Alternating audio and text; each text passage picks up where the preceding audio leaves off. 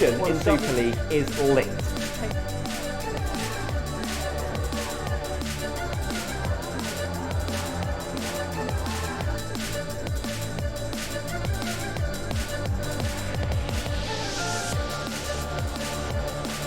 So what makes the Super League so good?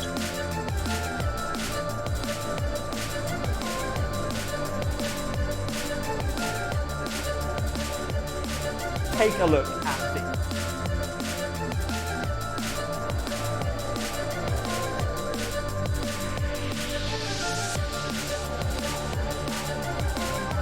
And it's probably one of the most unique leagues in the world.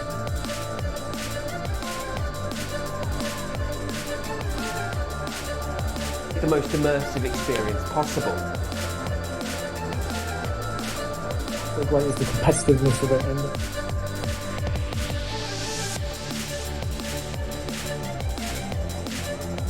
the talent that we have now on offer.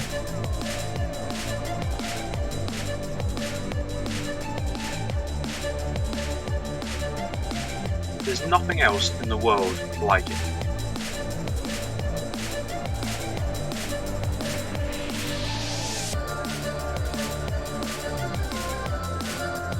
It's the most realistic sim racing experience anywhere.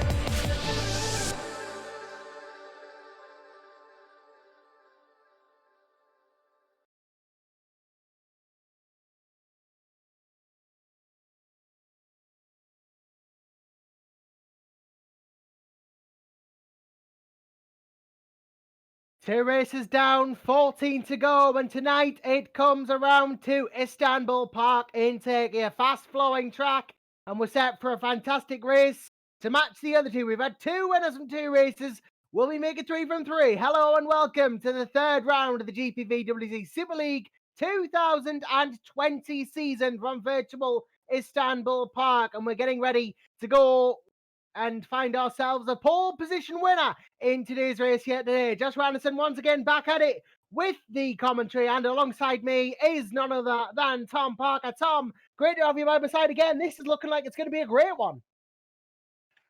Yes, hello, and hopefully I'll be here for the duration of the race this time. But yes, it's going to be looking good. Adam Maguire looking to make it 3 from 3 or in session pole positions. So started 11th last time out because of a penalty, but no such worries for this round. So Adam Maguire, obviously in the Adonis Engineering car, which is incidentally the most upgraded car coming into this round. So Adonis looking good for another good qualifying, at least anyway. 27 cars in the session as we start qualifying. Just started 10 seconds in. Just waiting on one of the street fighters to come in. I think that'll be foreign guy coming in soon. But as we go out onto the track, like I said, Adam Maguire looking to make it 3 from 3. Adam did top the free practice session with a 124.031. So he's close to challenger Janis Simracing, who hasn't shown his full potential yet in the Burst Brasilia car. So interesting to see if he can nag his first pole position of the season. Yeah, there'll be a lot of contenders in this qualifying session, I think, going to be going for pole here. And one of them, obviously, chief among them, is Adam Maguire, winner of that first round in Australia and second place, almost second place. Well, he was actually, he did pretty well in Bahrain, wherever he finished. He's on 38 points in the championship now, just 2 points behind championship leader Yannick Bock, who obviously is our reigning champion and did such a fantastic job. He's done 2 second places, I believe, in both races. That's why he's on 40 points. He's been very consistent and definitely so far has shown why he's the reigning champion. Maguire's going to have it all to do, and a pole position would really help him here at Istanbul Park. But you've got to look at guys like Rai Kilk, Fabio Sixter as well. Fabio Sixter, of course, won in Bahrain. That fantastic run last time out. That one had one on the edge. There was seats there. But Sixter took the win in the end, and he's third. He's now fourth in the championship with 25 points. One behind Kilk on 26. You've got to look at these guys. You've got to think there'll be a lot of contenders here, Tom. Yep, and just heard that Flying Guy actually isn't racing for Street Fighter today, so could we see Ben Hur in the Street Fighter car? I know he was intending to race, I think, in Australia in place of Sixter. But we'll see that as it goes on. We've got 13 minutes left to qualify. And Simracing is the first driver out on track who will be setting a lap time going through turn 7. Now, a very tricky corner off camber can quite easy to go wide on there, but now here we go into the quadruple apex. Turn 8 turns in, full throttle in these cars as you would expect from the top league of this series. Nice, no problems in today, and now into a tricky 9 and 10. Chicane leading onto the back straight. This is another tricky corner, tightens up quite a lot on the apex. Nice and easy out onto there, lovely stuff as you would expect from a driver of caliber as Simracing. Getting a slipstream from his first Brazilian teammate. We're going to be seeing a lot of that in today's qualifying session.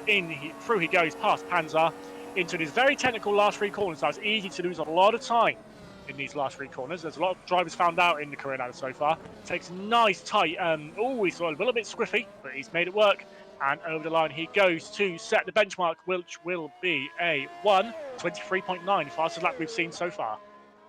Simracing then putting the bar very high to begin with, a very quick lap. Laurent Kirchberger comes in just 500ths behind him. That is very close for a first lap. David Feideck half a second down too as the lap times start to roll in. Luke Maguire gets on the board as well, half a second down. Great to see him here as well, obviously in that Street Fighter car, obviously stepping in for Tobias Olsen evidently. Matthias Muskos a 10th down on Simracing's time. Fabrizio Gobi goes 3 tenths down. Danny Vandenheet in for Mad Cape as well, 7 tenths down. Mayor Colicini, Thomas Southerly, Wright Kelk all setting times as well. So doubtless there will be improvements from those drivers. Yep, absolutely. Simracing has the fastest first 2 sectors so far. To let him down a bit, I don't think the slipstream was as effective as they would have hoped. But Sao Fabio Sixter, currently in 17th place, is fine lying in the middle sector. 31.2 first, 29.8 second. Let's see what Mr. Sixter can do. Race winner out in Bahrain last time out. He's going through the final corner now, turning left, taking a tight apex as he goes into the start finish straight. Will he take pole off him? He will not. 3rd place for Sixter at 24.026, just under a 10th down. That's very close though. That's exactly what he wants, just to apply the pressure to the top runners and make them really push a bit harder on their outlap. He'll be trying to force mistakes while also trying to get his time up further. So Sixter doing exactly what he needed to there. That is a good time, and he'll be using that as the session goes through. Robin Panzer, very impressive so far as well. 1:23.995, right up there as well. So Panzer finding some pace here at Istanbul Park too. So definitely keep an eye on the Super Swede as this session goes on. Definitely impressive thus far. There are a few cars yet to set a lap time. Adam Maguire, chief among them, as are Iros Mashuli, Matty Mlinek, Yannick Bok, Christian Pasquale, Yuka Lalu, and Chris Butcher, who are all on track. Matthew Williams also yet to set a time, but he has a 20 grid penalty to take this round. He has 20 places to drop, so I think he may just not set a time, take that penalty by default, and then start from the back. Yep, Mashuli absolutely flying in the first sector, 51.2, 29.8, middle sector. Didn't have the benefit of slipstream, so we'll see how that works out for him, but as he crosses the line, he goes into place. 0.063 behind, can you believe it? The top 6 separate by just over a 10th of a second. Going back to Panzer quickly, obviously 3rd place, very impressive. The slipstream worked very, very well for Buzz Brasilia there, as he had a much faster final sector. So the fact Simracing, with a iffy slipstream into the back straight, still leading in the way. So are we finally going to see Simracing we all know and love from other series? Can he finally take his first pole position and prove that he is one of the best on R Factor 2? Definitely one of the best going, Andy Simracing, reigning Formula Sim Racing World Champion, so knows this sim like the back of his hand. He just has not been able to transfer it into Super League, it feels, especially not this year. So hopefully he can do it this time. He backs off around the final corner to give himself as good a run as he possibly can on this next lap. That's exactly what you need in these high-speed sections. Yep, and Panzer is about 10 seconds up the road, so he'll be waiting for him to give him a slipstream as we get onto the back straight. But through turn, this nice little turn 2, nice little tricky section coming up here. Another place where it's very easy to lose a lot of time. He's going to take a nice tight line into 3 to switch back for 4. Now for the double left of 5 and 6. Very smooth as we're going through this section so far from Yone. So good stuff so far. Is he up on his time? He is. He's about a 10th up as he goes across the first sector line. He's going to be exactly pretty much 1/10 up as he goes into the tricky turn 7. Once again, good line out of there. A little bit of oversteer, but he's managed to correct it. Now go through turn 8. Miss the first apex. You hit the 2nd, the 3rd, and the 4th. Gives you a better run by missing that first apex. It's quicker line throughout, and then onto the exit. He's 2 tenths up. He's coming up to a bit of traffic. Are they going to get out of the way? Yes, they are. Panzer is that car just in front of him. So great line through 9 and 10. And here we are, Panzer. I think he might have left that a little bit too early again, but he is gaining time. very slow. He's 1.69, 0.169 up, and there we go. Panzai could have been a little bit better, but he is gaining a little bit of time, gaining. Break on the 100-meter mark for down into the third final corner. Go for a nice tight line to the second to last right-hander, and the final left-hander of this circuit. He's 2 attempts up as Simracing crosses the line to do a 1:23.752, now comfortably clear of the rest of the field. Yeah, a great lap from Yanni Simracing there, really showing what he's made of, and we all know what he is made of. Really one of the most talented drivers this sim has to offer. I mean, he won the Brazilian Grand Prix last year in 2019, so he has taken a Super League victory. We all knew from then, we all know from his pace, but can he repeat the feat in 2020? That's the question. I think he can, but his teammate behind him is absolutely flying again. He's half a tenth up into the first sector line, 0.055 up to be exact, and he's going to have a better slipstream, I think, from Simracing as we go up into turn 8 quickly. Obviously, he's going to back off a little bit just to make sure. Simracing is going to make sure he's not giving him dirty air, which can be quite a big effect around here. I've seen it all throughout the career ladder so far. Turn 8 is not kind on your tyres, but Simracing got a nice little gap ahead of him, so that he can give Panzer the perfect slipstream as we go through turns 9 and 10. Simracing, I think that's going to be a work a little bit better. He's currently 1.5 tenths up as Panzer crosses the second sector line as we go. Seems to work a little bit better. And now he's got these final 3 corners. He's losing time, actually, interestingly. So the slipstream not as effective this time round, but into these final 3 corners he goes. Left, right, left, and will we see Panzer's fixture actually goes up into second position for Street Fighter. Panzer, final corner, can he go up into the top 2? I don't think he's quite going to beat Yerne, but is he going to take the front row of the sort of grid? He is. It's a Burst Basilia front row, so good stuff from the Well, you say that. You say that, McGuire's just thrown him off. He just thrown him out completely. 1:23.661 from Adam Maguire. Anything you can do, I can do a whole lot better, he says. Pushing Panzer back down into third and Simracing into second place. Just when you thought it was safe to call the front row, here's Adam Maguire with a little bit of a trick up his sleeve. And that was all made in the first sector. He went purple, 31.057, just under a tenth faster than Simracing. His middle sector was a little bit slower, but his final as well, just a little bit faster. So Maguire 0.092 on pole by 0.92. Evolution seems to be struggling a little bit today. Dennis Jordan down in 11th place. Championship leaders, obviously, Evolution, as we head into Istanbul. But yes, so Dennis Jordan 11th place, and Yannick Bach, I can't even see him on the server. Where on earth is he? 14th place. So Evolution with some work to do. You got to look at Bach though. If he gains a 10, he moves up to 10th place. If he gains 2 tenths, he moves up to 5th. It's that close within the field at the moment. Even guys like reigning world champion Yannick Bach need just to find that extra little bit of time, need to grind out that little few hundreds or few tenths, and that can give you a couple of positions in the tight field that we have here at Istanbul Park. And Adam Maguire knew that. That's why he pushed so hard in Sector 1, got that first to Sector 1. Eros Mashuli has just set a purple Sector 2 and does not go pole, but moves himself up to third. That might have been a bad Sector 3 that stopped him in his tracks there, but he was fast. He was the 10th down on Maguire's Sector 3, and he was the 10th down on Maguire's Sector 1. That was not enough to offset his good Sector 2. Yeah, he had a little bit of a squiffy moment coming out of the final 2 corners, so he lost about a 10th there. But still, nevertheless, good effort from the Adonis Engineering boys, first and third. So hopefully we'll be seeing them use their car to their full ability. Who shall we go on board with now? 16th place, Alex Cooper. Alex Cooper's actually been impressing me this season. He's had a couple of years out where he's been struggling a little bit, but currently in 16th place. He's about a 10th up on his time at the moment for the Green Stripes car. Going into turn 9 and 10 now. He's about a 10th up. And see what Alex can do as he goes over the Sector 2 line. He's going to be 1.25 tenths up as he goes through. He hasn't got the benefit of the slipstream, so we'll have to see how to do it all on his own. But what can Alex do as he comes through to these final 3 corners? We've got a green sector galore from the entire field, which is good to see. Alex into these final 2 corners now. It's very interesting. A lot of people try and take different lines into here to try and find the fastest way, but we all seem to have similar out. But Alex into the final corner. He's lost a little bit of time in that little section. He's only gone up by 700, but puts him to 15th place. I reckon he might go for another lap here, actually, just to see if he can run a little bit better this time. These super soft tyres, of course, nothing like the ultra softs from last season. They do actually last fairly long, even if you're pushing them and you get a new compound for the start of your new set, rather, for the start of the race, and you can choose a completely new compound if you're not inside the top 10. at the end of the qualifying session. And there's 2 minutes 55 to go. So I think Cooper will definitely have another go on another lap here. Yannick Bok has moved up to P5, mind. So we did say gain a couple of tenths, and he has gained a couple of tenths. He's up to 5th place, just 0.25 behind Maguire's current provisional pole time. Panzer still pushing hard to try and overhaul. Yeti Simitic just set a purple last sector, but it wasn't enough. His first two, not quick enough. Yeah, Simracing purple final sector 22.618. I think it's comfortably the fastest actually we've seen so far. So where would it go wrong for him? The first sector was pretty good, so I don't quite know what he's lost out on there. Second sector he's lost half a tenth. Oh yes, he's lost half tenth and a half in the first. So unfortunate. If he'd managed to hook up for sector one, he probably would be on pole. But that's to see as Roman Panzer is now out the lap in 4th place at the moment. He's done a purple sector one. And onto this back straight we go.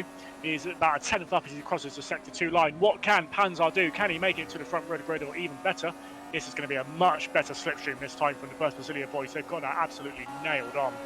As Dennis Jordan gets out of the way for the pair. Into the final 3 corners we go. I've said this 3 times, so I'm not going to say it again. But he's about a tenth and a half up. Can he make it through this nice and clean?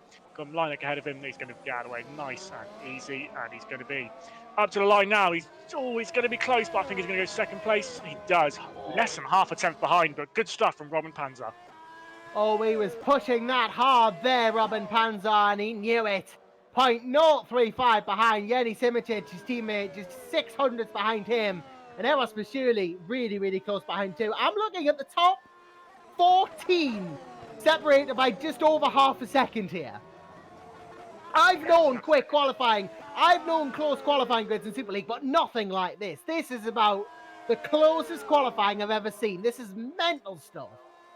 Yeah, another mental thing is Red Archer, right kill, because about a tenth and a half up, getting the slipstream. He's going into these final 3 as everyone seems to be saying a lot these days. But yeah, tenth and a half up, he's had a bit of a squiffy third final corner there, but that second one, oh, he's got a bit of oversteer, he's caught it well. And he goes through to this final thing, but he's only a tenth up, but how many places is that going to gain him? He goes up to 8th just with a 1/10 improvement, so good stuff from Right Kill. Just tells you how close. I mean, look at this. 9th, 10th, 11th are separated by 5 thousandths of no, make that 9, 10, 11, 12 separated by 100th of a second. So all he needs to do is find half a tenth, and they are gaining a lot of places. It goes to show just how hard they're pushing as well. Every single one of these drivers, I'd say definitely, is about 99.95% on their pace at the moment. It's just extracting that final 0.5%, which is often just a few hundredths or a few tenths. And in a grid as close as this, when everybody is doing that, that can give you 5, 6, 7, 8 positions. Robin Panzer second, just 0.035 behind Maguire. So if someone like him finds 500s, he's on pole. Going to be close, but I think Yannick Bok might have been the last person over the line. It was either him or Lalu. Let's have a little look with our championship leader, Yannick Bok, currently in 6th place on the grid, as I think Kismaker's just jumped up to 5th, so excellent effort from him. But let's have a look with Yannick Bok. He's about 10th up going through these for the end of Sector 1. He's not going to have Jordan to help him in with a slipstream either, so this is going to be an interesting final bit of the lap for Mr. Bok, but he is half a tenth up in Sector 1. He's lost a little bit of time coming out of the exit of those double left-handers, but through Turn 8, one of the most impressive corners, not just on this calendar, but in the entire motorsport quadruple apex, sorry. He's gained a little bit of time there, so he's a 10th up. What is he going to be able to do through turns 9 and 10? Will he need to, important to get a good exit, obviously with a long, long straight ahead of you. He has Adam Maguire in front of him, but not a bit too far away to help with a slipstream, unfortunately. But he's about 10th and a half up. Over Sector 2, he's going to turn on that DRS through the kink. And off he goes. He's losing so much time, though, because he hasn't got that slipstream. Look at that. He's already lost 2 tenths just through not having the slipstream. It's absolutely mental. Through these final 3 corners he goes. 1, 2, 3. He's already 2.5 tenths down. It just shows how important the slipstream is going to be for qualifying. And I think it's proven it there. As Yannick Bok crosses the line, no improvement. Yeah, no improvement from Bok. Mashuli on his end lap. Simitic on his end lap. I think that's it then for qualifying.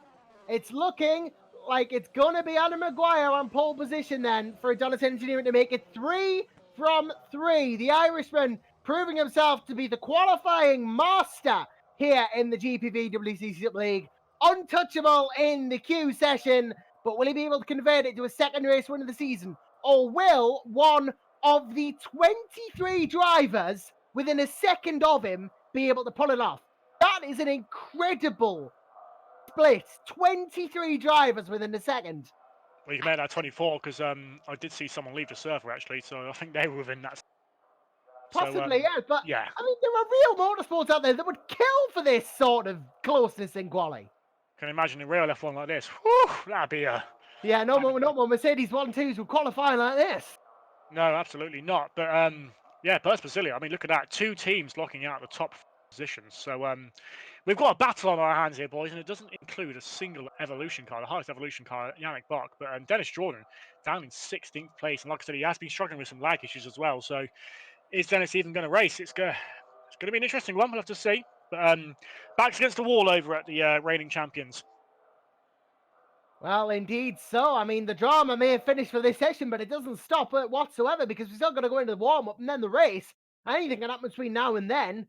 We got obviously about a 10-minute warm-up before the race actually gets underway per se, and this is when the drivers are really going to be doing what they need to do to just fine-tune that race setup, fine-tune the strategy. Now, they've done a lot of work, of course, in the run-up to this. They'll have put in so many laps, hundreds of laps, sometimes even touching the thousands of laps to get ready for these races. But this is really just about refining everything, getting yourself out of that qualifying mindset and into the race state of mind where you're looking after your tires, you're looking after your fuel, you're doing everything that you need to do to win a race and not just the qualifying. Yep, so obviously the race is the where the points and prizes are held. Obviously some people do seem to perform better in the race situation. I know myself, I'm much better racer to qualifier. I know Dennis Jordan's probably I've spoken to him obviously a lot, and he would say he's the same. So we'll see. And obviously now that the top 10 obviously have to start on those soft tires that they've qualified on. 11th down do not have to are not limited to that. So can see some interesting strategies playing out today. Jukka-Pekka Lalu in the Ghost Speed car today in Superleague Lights yesterday did a cracking job of making that alternate strategy work. He ended up finishing 4th place yesterday. So really good stuff from him. Can anyone repeat what he's been done? Daniel Brewer in 11th place will be the first of those cars to be able to choose his own tyres. So can we see someone from outside the top 10 challenging for the win today? It's definitely an opportunity. But Fabio Sixter, obviously the winner, out last time in Bahrain, only in 7th place. He's got a bit of work to do if he wants to try and keep that winning streak up. Indeed. Tyre preservation is going to be an interesting one for this race because the track temperature is just 12 degrees. So the drivers will be able to push a little bit harder than they would if the track was hotter. They won't have to worry about the thermal degradation quite as much. It's going to be a weight limited race, you feel, with the track temperature being so low. A lot of fast corners, which will mean thermal degradation is not really going to be an issue as much as tyre wear. Yeah, so I mean, I've spoken to a couple of teams, and honestly, they're not too. They think that it's going to be based on who the leader's pace. So, depending on whoever gets out front, it's going to be a lot dependent on them if they're going to be 1 or 2 stop. And if they hold up the keep it slow, it's going to be a 1 stop. We're expecting softs onto hards or hards onto mediums, depending on your starting tyre. But potential there is for a 2 stop. So if, for example, Adam does decide to run away on the softs, and you could very well see him bolting on another set of softs to go a little bit further and then onto the mediums. So it's going to be an interesting one to play out. Softs expecting to last maybe up to lap 20.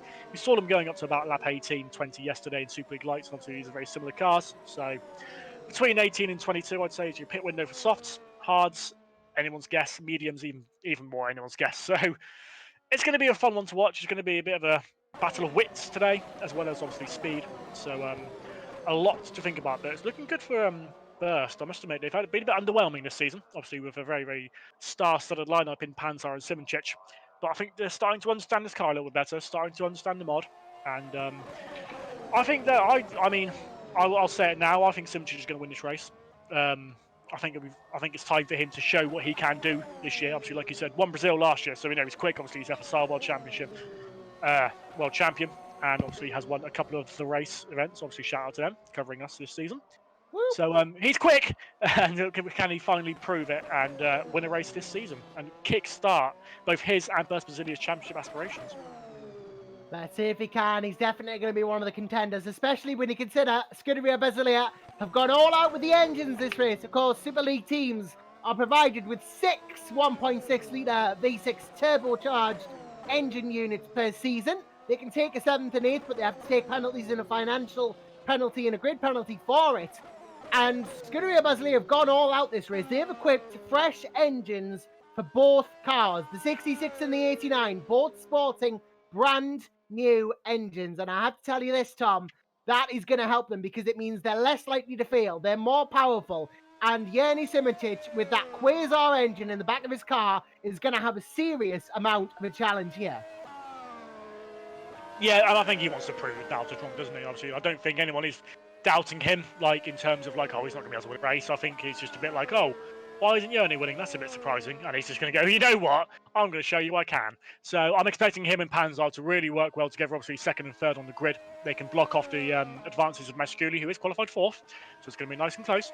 But I do think they're going to be able to block him off, work around Maguire, and see where they can go from there as Adam Maguire leaves the server and comes back quickly. So nice and sorted out there. Got 26 cars on the grid at the moment. Savily was number 27. I haven't seen a second Street Fighter, so I don't know if they're going to field a second car today. I'll be surprised if they don't. Let's have to see. We've got 5 minutes left to warm up, as Gobby is the fastest driver in warm up so far, 27.5. Once again, close in the race pace. So I can. Like I said, I think Simic is going to win, but I wouldn't tell you anyone else. It's going to be a very interesting race today, and I wouldn't want to call anyone else really. Well, it's going to be an interesting one for sure, and with that fresh engine in the back of his car, Simitic is going to be doing very well for power, definitely. Some cars to look out for, though. Yannick Bock is actually one of them. His Evolution Motorsports car only has a 37% engine rating. Now, that will probably last him till the end of the race, but he's going to be noticeably down on power compared to the cars with fresher units. As well as that, you've got both edges are running 37 and 39 engines. They're going to have a bit of a power problem as well, as is Yuka Pekalalu in the Go Speed. He has a 39% engine as well. So these drivers are going to be down on power. They will struggle in the straights, perhaps compensating for it with a little bit of a downforce reduction so they can have more straight line speed. And no engine manufacturer, remember, has upgraded the power of their engine yet. They're all effectively the same power, reduced only by the amount of wear the engine is taken. But the Reventon engine is the most developed, having done the worst work in the fuel consumption, so they'll be able to run lighter. Valiant and Quasar have both gone for similar tactics, but not actually done anything yet. Well, they're not as far ahead, I should say, of that fuel consumption curve as Reventon. Yes, I mean, it's the beauty of the development, isn't it? People go different ways, and Reventon job this year so far, obviously, Adonis, their head on, Mr. Menno Klunt, obviously doing a good job, having obviously had a championship winning experience back in 2016. So Menno knows how to build a car, and obviously knows how to build an engine. This is his second year, I believe, as a race as an engineer manufacturer. So hopefully he's got the nice little combination going on there. As like I said, his drivers are first and fourth, so he's doing something right. And he's obviously Maguire's taken 3 poles out of 3 so far this year, so that's quite a nice streak he's got going there. But now he's just going to convert it into a race victory for the second time this season, obviously winning in Australia by quite a canter, really, wasn't it? So can he do the same again today? We're going to find out in 3 minutes' time. Adam Maguire fastest on the server now again, 26.899 on those race tyres. Is there anyone else who's on? Let's see if we can have a quick look. Yeah, Christian Pascal, the fastest of the non-soft runners at the moment, is 6th place in on mediums, 27.6, so about 8 tenths behind, which is about right. I'd say he's about right in terms of tyre difference. So going to be interesting to go once we get to the warm-up lap, to a formation lap. Sorry, we'll be able to let you guys know what tyre compounds everyone's going to be starting on, and potentially what strategy they'll be on. But give us your predictions. Let us know who you think is going to win, who's going to do well, if there's going to be a turn one incident, which we obviously there is going to be because these drivers are the best of the best. And yeah, just let us know your thoughts. Obviously, can't wait to see what everyone thinks. And hopefully, we're looking forward to an excellent race in just over 2 minutes' time. Yeah, it's going to be a good one, that much is for sure. Adam Maguire with that fantastic Adonis car. Well, he has me tripping over my words, but Adam Maguire doesn't want to trip over anything come the race. Adonis engineering driver, best car on the grid, remember. They are the most developed in terms of chassis. Maguire, it's advantage Maguire. He has the pole and the car to get this win, but can he do it? That's the question. He will have competition up and down the grid. It was a close run field in qualifying. I'm sure it's going to be a very close race as well. I honestly don't know who to pick for my pick for the driver who's going to win this. I mean, Maguire is a very good shout from pole, obviously, but then you've got the Best Basileia cars, which are so close behind you. You've got so many other cars in it as well. I just think Maguire's going to be able to do it. I think Adam Maguire is going to be able to do it. He's got the car to do it. He's got pole position. He's in prime position to take this race win. And I don't really see anyone else who's going to be able to do it, save for perhaps Gerrit de Vries, like you mentioned. But you never know. It is GPVWC. Anything can happen.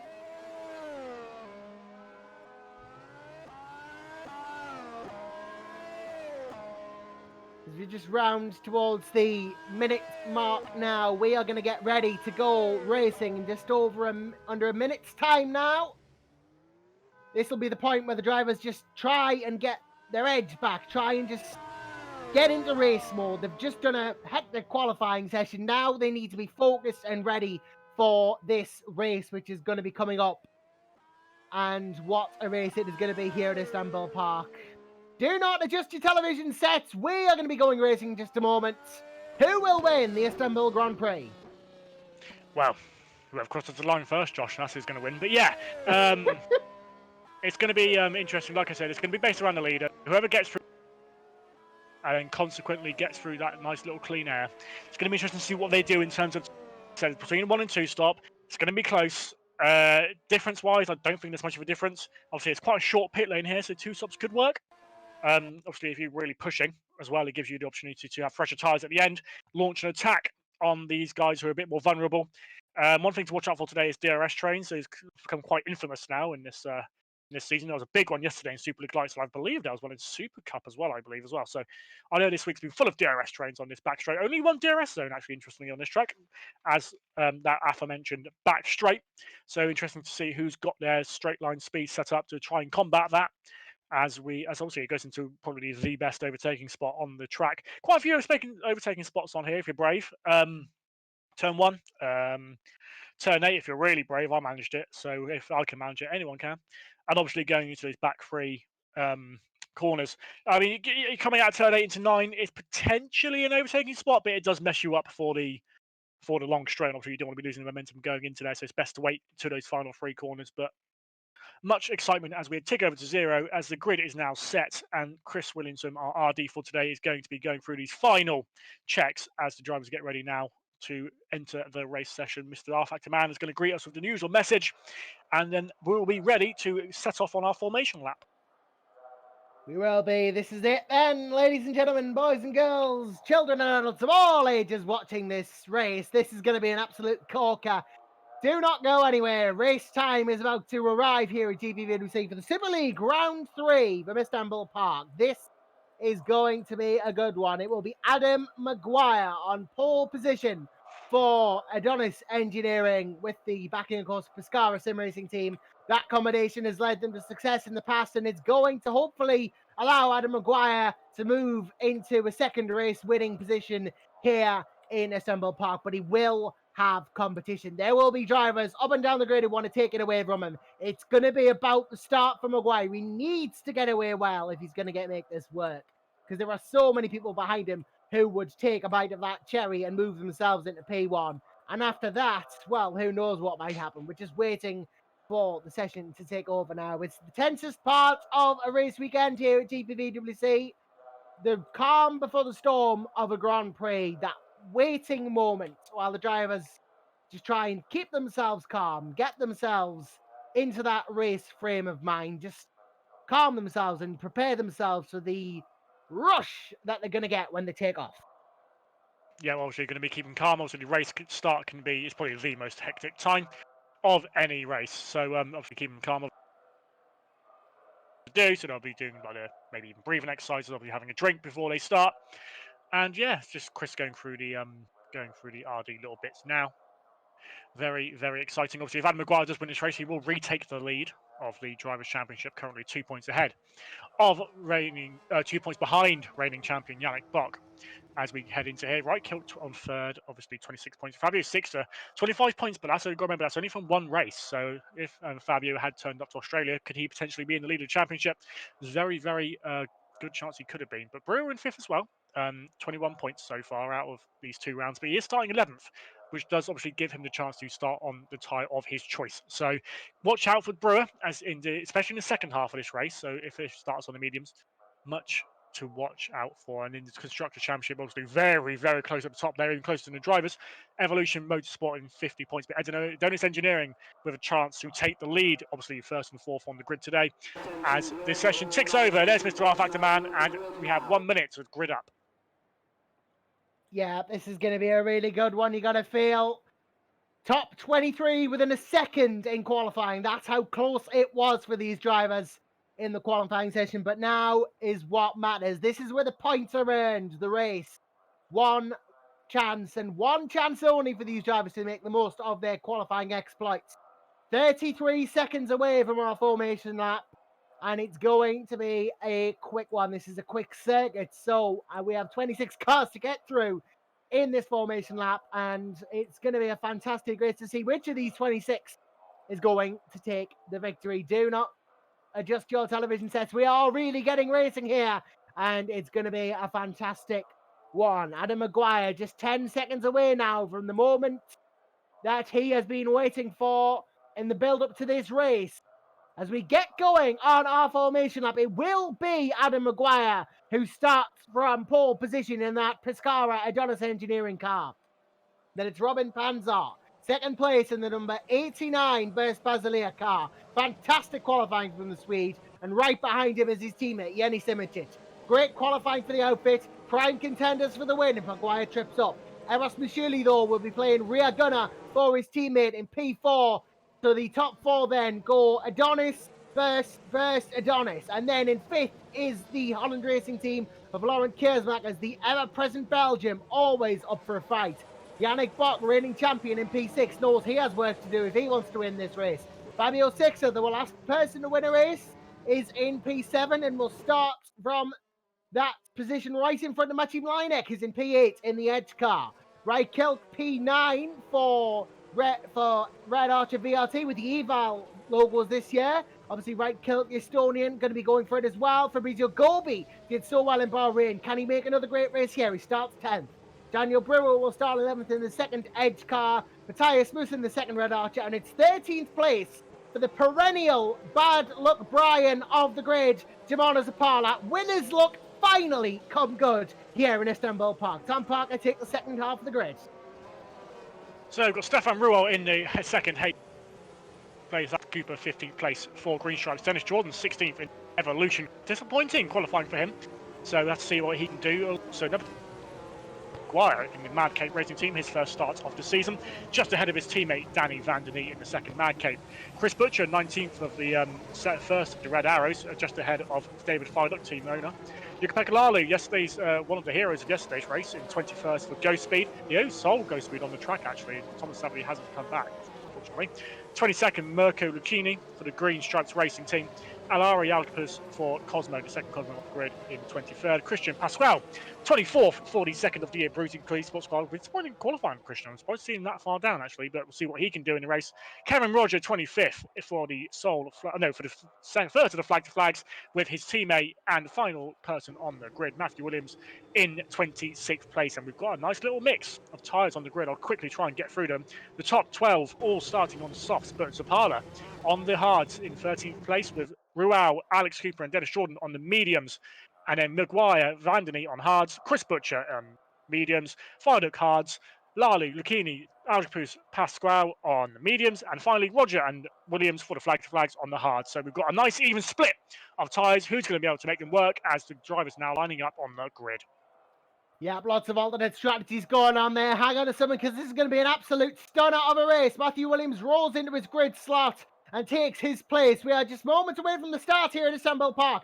Short run down to turn one, but the action starts after that. Watch for the green as we are racing.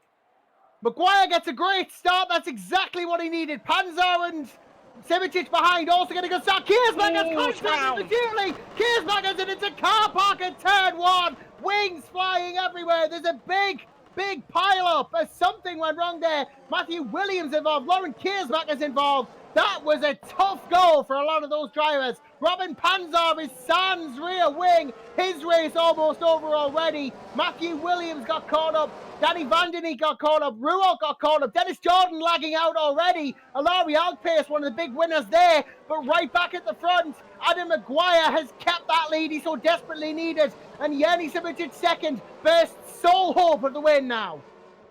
Yeah, we're just trying to check the incident. It looks like Keersmaker's got a good start, and then he's just overcooked it into turn one, tapped into Panzar, and then obviously no one's had anywhere else to go, and then someone's knocked into Panzar and knocked his rear wing off. So it's absolute disaster in turn one for both HRT and Brasilia. But top two away nice and cleanly, and I think they're going to have a bit of a gap now.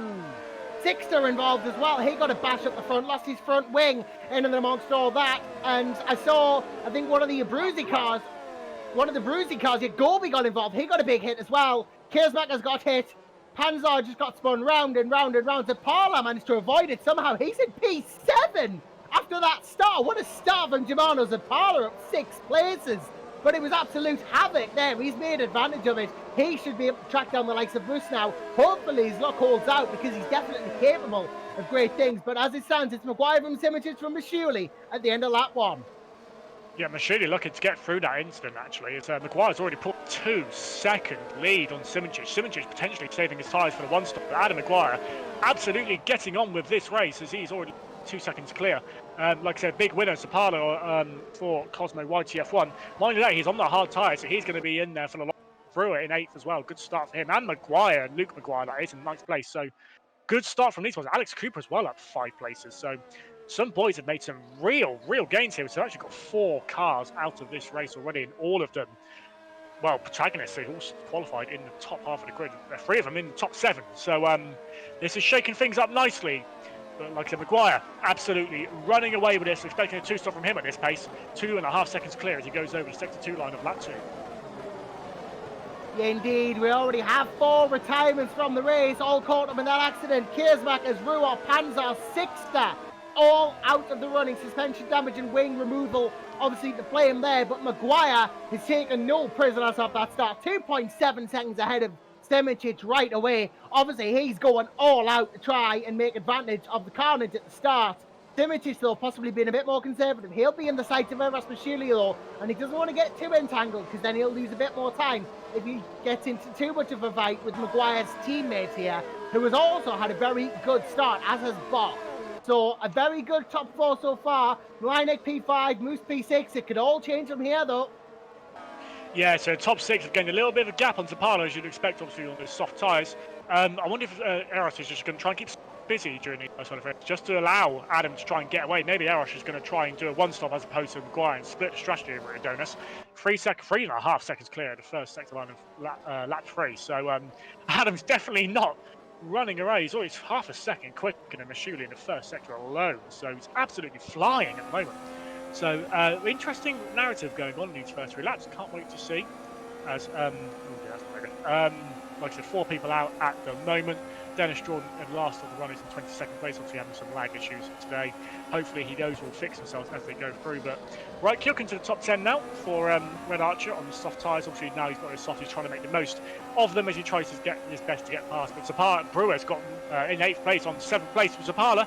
He's going to have the DRS, he's going to overtake him going down this back straight. Soft versus hard, there should be no questions asked. Brewer round the outside and has made it stick into the braking zone. Well, speaking of Dennis Jordan, actually, I've just gone back to have a look at the start there. Stefan Ruolt was involved in a start incident, but not the start incident. I think it was Dennis Jordan who lagged out and lagged back into Ruolt, sending him flying, barrel rolling, almost out the track. That is why Ruolt's out. And I think he tried to whisper Jordan in the in-game chat, but it came through, and we saw that, making it very clear who he thinks is at fault for that. So there will be an investigation regarding that, especially considering Jordan knew he had lag. Sorry, just to interrupt you. Luke Maguire has made an absolutely stunning move around the outside of turn 1 on who was that on? It was on right kill, round the outside of turn 1, and not only that, Maguire's on the medium tyres. No, on the hard tyres, sorry. So Maguire, hard shot Maguire around the outside of right kill, who's on the softs at turn 1.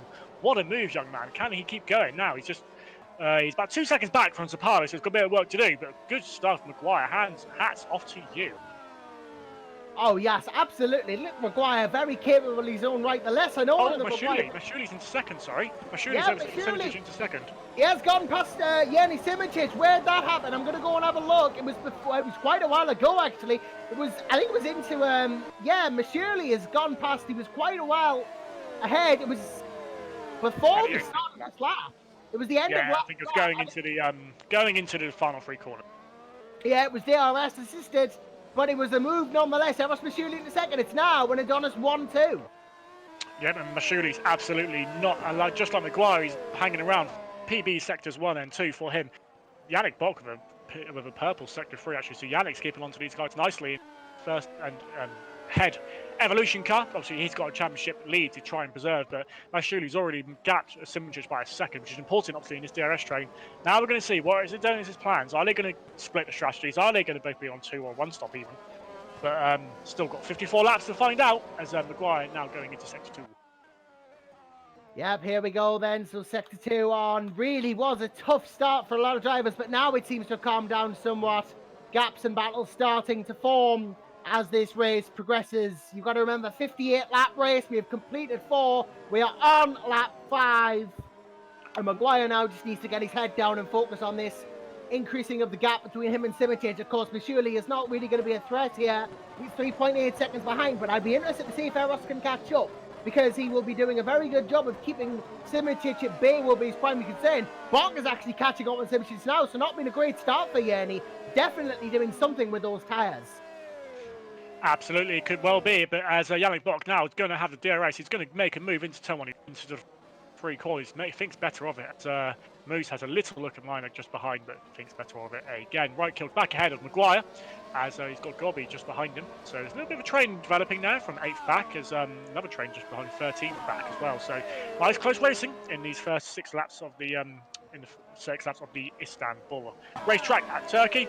Zapala is still the first of the guys not on softs in 8th place on those hard tyres. So like I said, he and Maguire are going to be going a long way. Another driver who's done very well at the start, Christian Pascal. I actually mentioned, didn't I, how poor I thought his qualifying was. Already up into 15th place. So good gains from the Abruzzi man, gives him both points at this moment in time. Brilliant gains so far, absolutely. And it's going to be interesting to see how those gains continue. Gobi obviously in P11 for Abruzzi and his teammates. Further behind Christian Pasquale.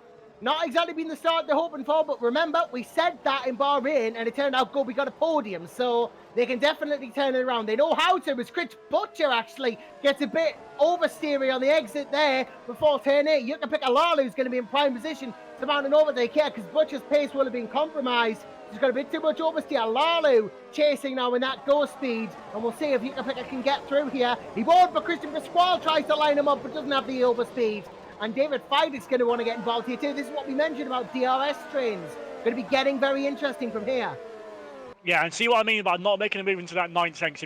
That momentum taken. Good stuff from Pascal not to make the move into that corner. As just ahead, we have, who is that? Right kill overtaking Zapala. So into 8th place as Right go, and he's going to be making a move now, as he said, onto those soft tyres. So Zapala, fingers crossed for him, and I think for the team to not lag out. So fingers crossed he can do some good stuff as we go on to lap 7.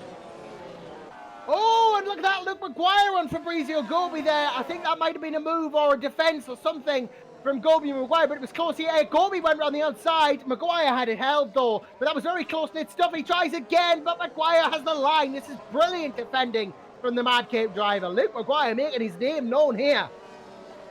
Yeah, Luke's always been someone who's very quick. He's always a bit of an instant magnet, unfortunately, for him. I think he'll admit that himself, but very, very capable driver when he's got his head screwed on and focused. So fingers crossed to make it to the end of this race, and ultimately in a very good position if he can keep these tyres going as they are. 10th place, Alex Cooper dropped down to 12th.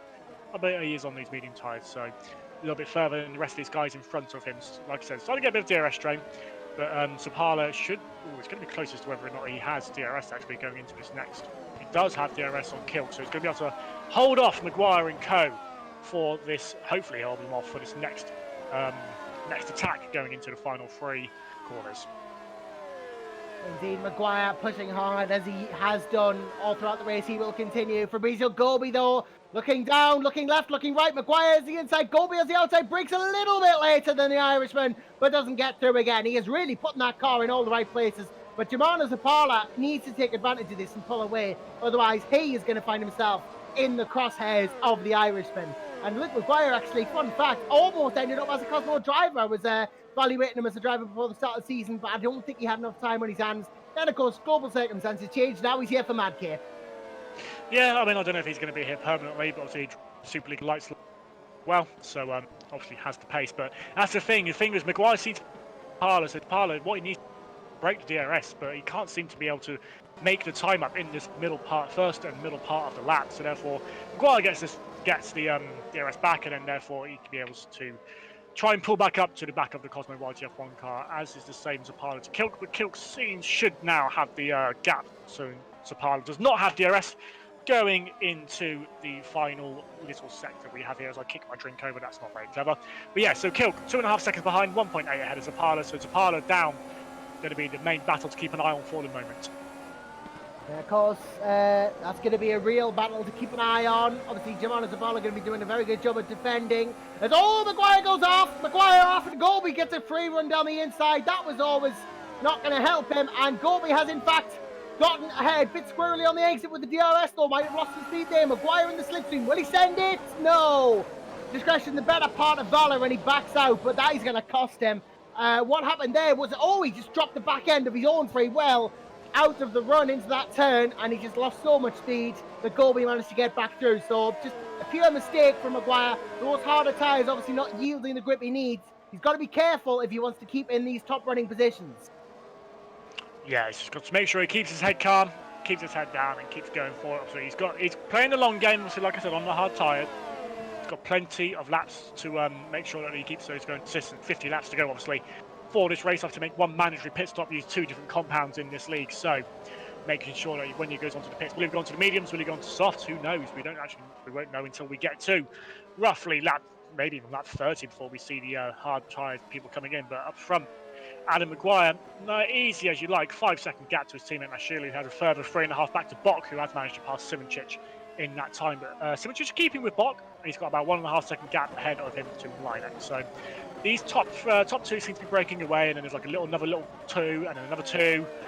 And then we've got Brewer all on his own, so in 7th place, about 2 seconds ahead is Muse, 2 seconds behind is Kilk. Yeah, Moose, Kilk, Brewer in that train there, obviously. Well, not necessarily train, it's more like Linek, Moose, then Brewer, and then Kilk. But it may become a train if Matthew Linek's defending's on point. Speaking of on point, look where Yannick Simracing is, right on the back of Yannick Bok, who I think has managed to get through somewhere. Yeah, he did it a couple of laps ago. He's made the move stick, and now he's trying to run away from Mr. Simracing. So Simracing obviously could be playing a long game like we said earlier, but I imagine Yannick will be as well. Yannick seems like a sort of driver would rather go for the 1 stop over the 2, as these front 2 drivers still pulling away at a vast rate of knots. So you've got about the same lap times there, actually, from the top 4. They're all 27.7, 27.6, so they're all similar pace at the moment. So I wonder if Maguire and Mashili have pushed their tyres early on, and now they're trying to save it a little bit just to make sure they keep the wear under control. So that is quite a vital point in the race, 10 laps in. See now they're going to evaluate the strategy, see where they are, see how much of a gap they need to do. It should be about 25 seconds in and out for a pit stop, so they're going to be trying to find that gap and making sure that they don't come out into some heavy traffic, which did affect a couple of the races yesterday. Liam Duval was really fighting, I can't remember who with yesterday, but he managed to make a lot of space up in the pit stops and went on to win quite nicely. So going to be interesting to see if anyone makes that mistake today. Shouldn't be. These guys are the best of the best, so we should be fine. I'm looking at Matthias Moos here, who's in P6. He's already had a fantastic start, starting 12th, up to 6th, and now challenging Matty Mlinek in the edge car. He is going to have a good shot here because he's got drag reduction system activated. He's hitting 317 kilometers an hour on the back straight, and he's now just within a couple of tenths of a top 5 position. This is a phenomenal drive so far from the Red Arter driver. Luke Maguire had a very opportunistic move around the outside of the final corner on Zapala. So it doesn't quite make it work that time round, but a lot of drivers seem to be hitting the limiter going into DRS and the slipstreams, affecting their overtaking. Well, obviously, will be affecting their overtaking opportunities, so they need to try and make sure they get the move done earlier as soon as possible, try and get a good exit out of 10 onto the back straight. So could be potentially affecting a lot of drivers here, as Gobi's managed to make a bit of a gap now to Zapala behind him in 9th place. Yeah, Gobi now starting to put distance between him and Zapala. Obviously, Germano's going to be under threat from Luke Maguire now. That's one we're going to want to keep an eye on, as is obviously Matthias Boost continuing to hound Maciej Malinek for P5. Really giving it the full beans here is Matthias, and he's going to be wanting to watch, as is the whole Box Imitage ordeal as well. The gap between Mashuli and Maguire at the front has stayed rather consistent, about 4 seconds, and we're not expecting that to change because both drivers obviously on similar pace to each other. So we'll be keeping an eye on Adam Maguire to see when he comes in, obviously. But at the moment, the real action is here with Moose, Linek, and of course further down the grid, Gobi, Zapala, Maguire, Cooper, that sort of area as well. Moose will have the DRS again, and he'll open it after he exits the turn. He doesn't want to lose traction through it. He's really pushing hard. He's going to hit 317 again. Can't send it from here, but again, he's just going to try and get closer every lap until he can send it. Someone who is going to send it is Luke Maguire around the outside again. Easy getting it done this time. Zapala both on the hard, so it's equal on that side. Maguire thinks better of it, trying on the outside. Oh, he's going to poke his nose up the inside, actually. Gives him a little bit of a love tap, but Maguire going to try and get a better exit. Oh, but Alex Cooper. Yeah, oh, that was a... Realistic. What a move from Alex from the mediums up into... Oh, actually, no, it's going to be close. Maguire's got... Is he going to make the dive into turn 1? No, he thinks better of it. Well, clever move there from Alex, clever move.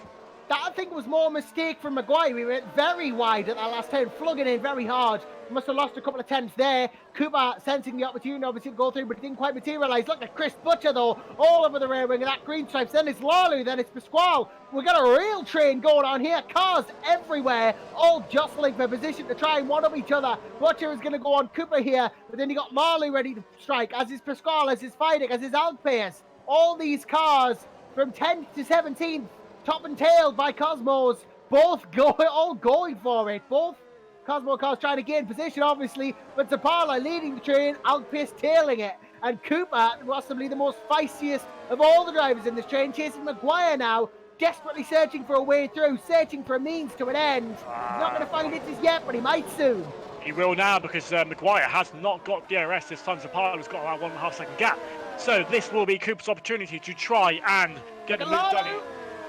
You can pick a Lalo as well. Going to go for Chris Butcher behind. We'll keep an eye on Cooper, though, as he goes around the outside. He's got DRS. Maguire doesn't. It's a straight move from Cooper. Simple enough. Butcher. 3 wide. Lalo, 3 wide. Into the turn there. Wowee. That was almost disaster, but they held it together. Christian Pasquale, 14th. Pekka Lalo, 15th. Chris Butcher retains 13th. I think I need to see that again. Lally seems to be not too happy with someone there. He did a bit of weaving onto the main straight, but Lally, the problem was he went for the move into the kink. He lost a lot of momentum, and it gave Pascal the opportunity to get past, and that's what I mean. You need to pick your time to make the pass very, very well here, because it will cost you a place. And Lally, unfortunately, has lost it. Lally went for the gap into the turn, but Pasquale moved in. I think a little bit of contact between the two may have aided the overtake a little bit. But Lally obviously not happy. Pasquale will be happy. Butcher will be happy. Maguire passed by Cooper, obviously, and Cooper now able to challenge Zapala. I cannot keep track of what's going on in this train here, but it's absolutely brilliant. Someone who is going to be gaining from this is Zapala. He's going to be a 1.5 second gap now over Cooper, but Cooper is on the softer tyres, so he will be trying to make those gains. He's not quite going to have DRS here, so it could be under attack from Maguire. Going through onto the back straight now, back turns 9 and 10. Good little exit there from Alex, so he might be able to hold off to charge for a little bit longer.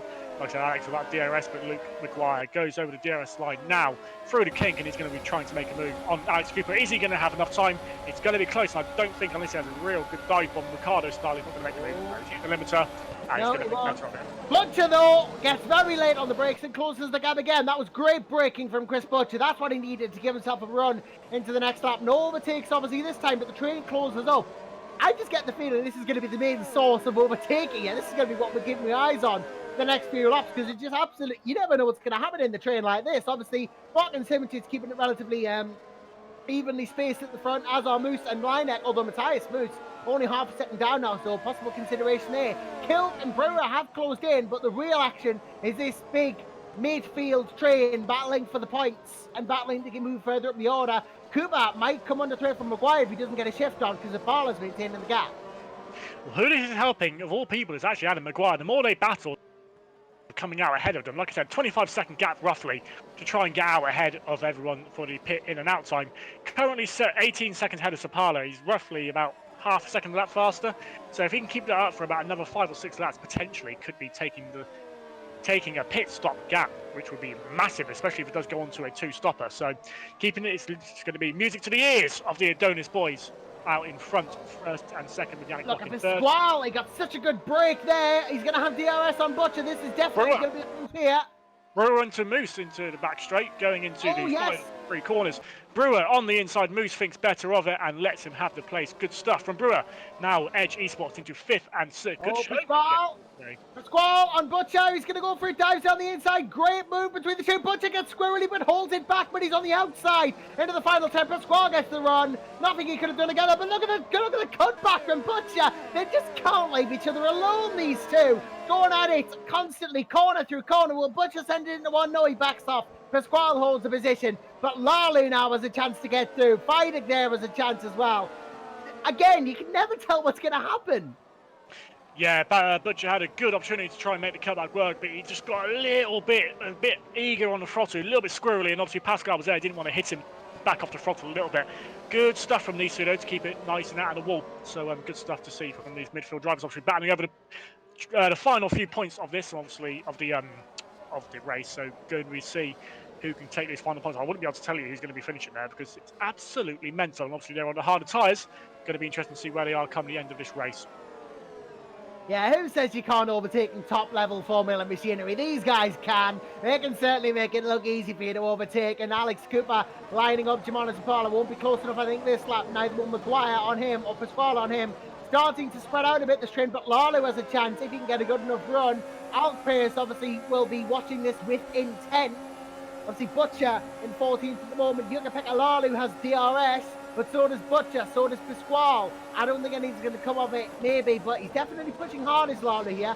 Rounding out the points as it stands. Definitely impressive. Cooper now does have DRS on Zapala, so he's going to be able to make those gains a little bit easier now that he can boost onto the back straight. Obviously the softer tyres as well will help him in a couple of corners, so expect a battle. This he's got a little bit wide there, Mr. Apex, by a country mile. Alex, where are you going? But yeah, hopefully by the time he gets around to the back straight, he'll have a better chance of making the move stick and up into the top 10, which will be the first time for quite a long time I've seen Alex there. So good stuff from the Englishman. Bit of a resurgence from him on, perhaps. We'll have to wait and see. But Christian Pasquale might have something to say about that. Look how quickly he's catching on Luke Maguire. Again, this train is providing a lot of action in the midfield as the cars ahead are spaced out and fighting in their own races. Really, Pasquale needs to try and get a move on if he wants to get out of Bruzy up the order. Obviously, he's doing a decent job. Fabrizio Gobi in 9th. But he needs to get ahead of this train, really. The difference between every driver on the track at the moment is about a second. It's less than a second in lap time, so everyone's really quite evenly paced, which is interesting because faster driver to obviously Adam Maguire and the lead 27.8 now. That Christian Pasquale in 13th place on the mediums for 27.9. So times at the moment pretty close. Fidek had a bit of a poor lap there at 29.8, but he's just responded with a PB sector 1. So looking good, and like I said, PB sector 2. Larry Alkpace trying to line something on. You can pick a Lalu. Cooper and Zapala as Kilk goes in. It's all kicking off. Oh, yes, it is. Here comes Cooper as well at the front. Right, Kilk in the pit. We'll come back to what he gets on in the moment, but he is in the pit. He'll be coming out in a different compound. Zapala versus Cooper, a big battle, though. Jimano goes to the inside. Alex forced to yield. Luke Maguire, though, there as well, ready to pick up the piece of the Pasquale. Butcher, Lalu and Alkpace into one. They touch, but Larry Alkpace makes the move stick on Yuka Lalu, who then touches David Fidek, who's going around the outside. Two-time world champion Fidek through. Lalu loses 2 positions in as many corners. Yeah, well, he lost 1 position actually, but yeah, and that's the thing. If you battle it, obviously there will be someone pick it up as Kilk goes onto the hard compound tyres. Well, 1 position after Kilk pits and comes out in the hard, of course, but 2 overall losses of position for Lalu would be 17th now if Kilk hadn't pitted. He will not be happy with himself. I want to go back and have another look at that turn 1 overtake because it was just full send from Alkpace, really. He knew it was now or never. He had to push for the position in the number 6 Cosmo, went down the inside, breaks at 100 metres, throws it down the inside. Obviously, Lalu defends, but Alkpace there, the 2 lock wheels, and Alkpace gets through. Alex Cooper had a poor run onto the back straight, which is going to make this overtake harder, but he's going to go for it around the outside of Zapala into the... Zapala's got it covered though. But yeah, Alex, if you had a little bit better of an exit, turn 9 and 10, he probably would have made that move stick just then. Yeah, Cooper pushing hard here. That's going to let L'Oreal pace onto the back of this train now from 9th till 13th. Could be 9th till 14th, 15th. Lalu into the pits. So you can pick a Lalu pits for new tyres. Obviously, those mediums not working for him anymore. And he comes onto the pit road and he's got new mediums. He's keeping the same compound, just getting a new set. And he will come out. It's going to be a two-stop. He'll come out behind Dennis Jordan. But we're really watching this train with the likes of Germano Zapala in. Now, Zapala on the hards, remember, he'll be out longer than Cooper, longer than the likes of Pasquale, Butcher, Alpace. But he knows that he will be slower as a result of it. The tyres are harder and don't grip as much. It's going to be interesting now, though. Everyone's going to be watching his pace, seeing what Kilt can do on these tyres. He's fresh hard. He's probably going to be able to set a fast lap of the race so far. And if he can, it's going to be good information for the rest of the drivers on the track, especially at the front, especially for Maguire and Masculi. Does this mean Kilt's going to be on a two-stopper? Potentially. I could see the lap hards getting 40 laps. It's going to be hard as we go into about to finish lap 18. Maguire and Masculi definitely through, but Bok, who is under attack from Simracing, that's just come out of nowhere. But Bok has got his pit light on, so is he going to be in? He is. Yannick Bok, championship leader, into the pits. Is this going to be a two-stop? We have to see what tyres he goes on to. Yeah, Moose in as well, so he's not the only one in the stops now. Matthias Moose comes in as well. We will keep an eye on Bok's tyres, obviously. I'm just trying to see if anyone else is going to come in. It don't look like anyone from that train is. So Matthias Moose in the pits. Bok is going to come out. Well, he's not even hit his pit box yet. Matthias Moose, I am going to keep an eye on you. Keep an eye on Bok. Tom Parker. Moose is going to come in for Bok now. Mediums for Bok. What's it going to be for Moose? Hards. Possibly going till lap 48 maybe, and another set of soft. I don't know, you tell me. I think Yannick's going to be on a top of that. I don't think he's going to be able to make those. No, there's no way. I think Yannick's going to be. Yeah, well, interesting. This is going to be interesting indeed. Alex Cooper, though, chasing down Germano Zapala, being chased by Maguire, being chased by Pasquale, Butcher. L'Oreal's pace starting to close in, but David Fiding wants a piece of the action too. This is definitely going to be very, very interesting as this race continues. So, I've said before, you can put a Lalo, obviously, you start on the medium. Caught up in a train. Oh, you know what? I'm going to pit and get a massive undercut. I think I got his thinking there. So what he's going to be thinking is he's set purple sector 2. So now Yuka Lalo will be forced into another stop as he is yet to choose two compounds. He's going to be thinking, right, give me some fresh tyres, give me some fresh mediums. I'm going to go as far as I can on them, go absolutely fly through these next 25 or so laps, and then try and come out onto a fresh set of softs at the end. Maguire in, much faster. Maguire is in. Sorry to cut you off there, Tom. Eris Masculi assumes the race lead, but Adam Maguire's in. This will be interesting to see what he does at 33% distance. He switches to the hards. That is interesting. I don't know. I think he's going to be on a. But if not, he's in as well. After. Gobi in as well. We'll see what Fabrizio Gobi does. See if the top runners have all got the same strategy worked out. But here we go. Fabrizio Gobi coming into his box. What tyres will he come out on? He's chosen the hards too.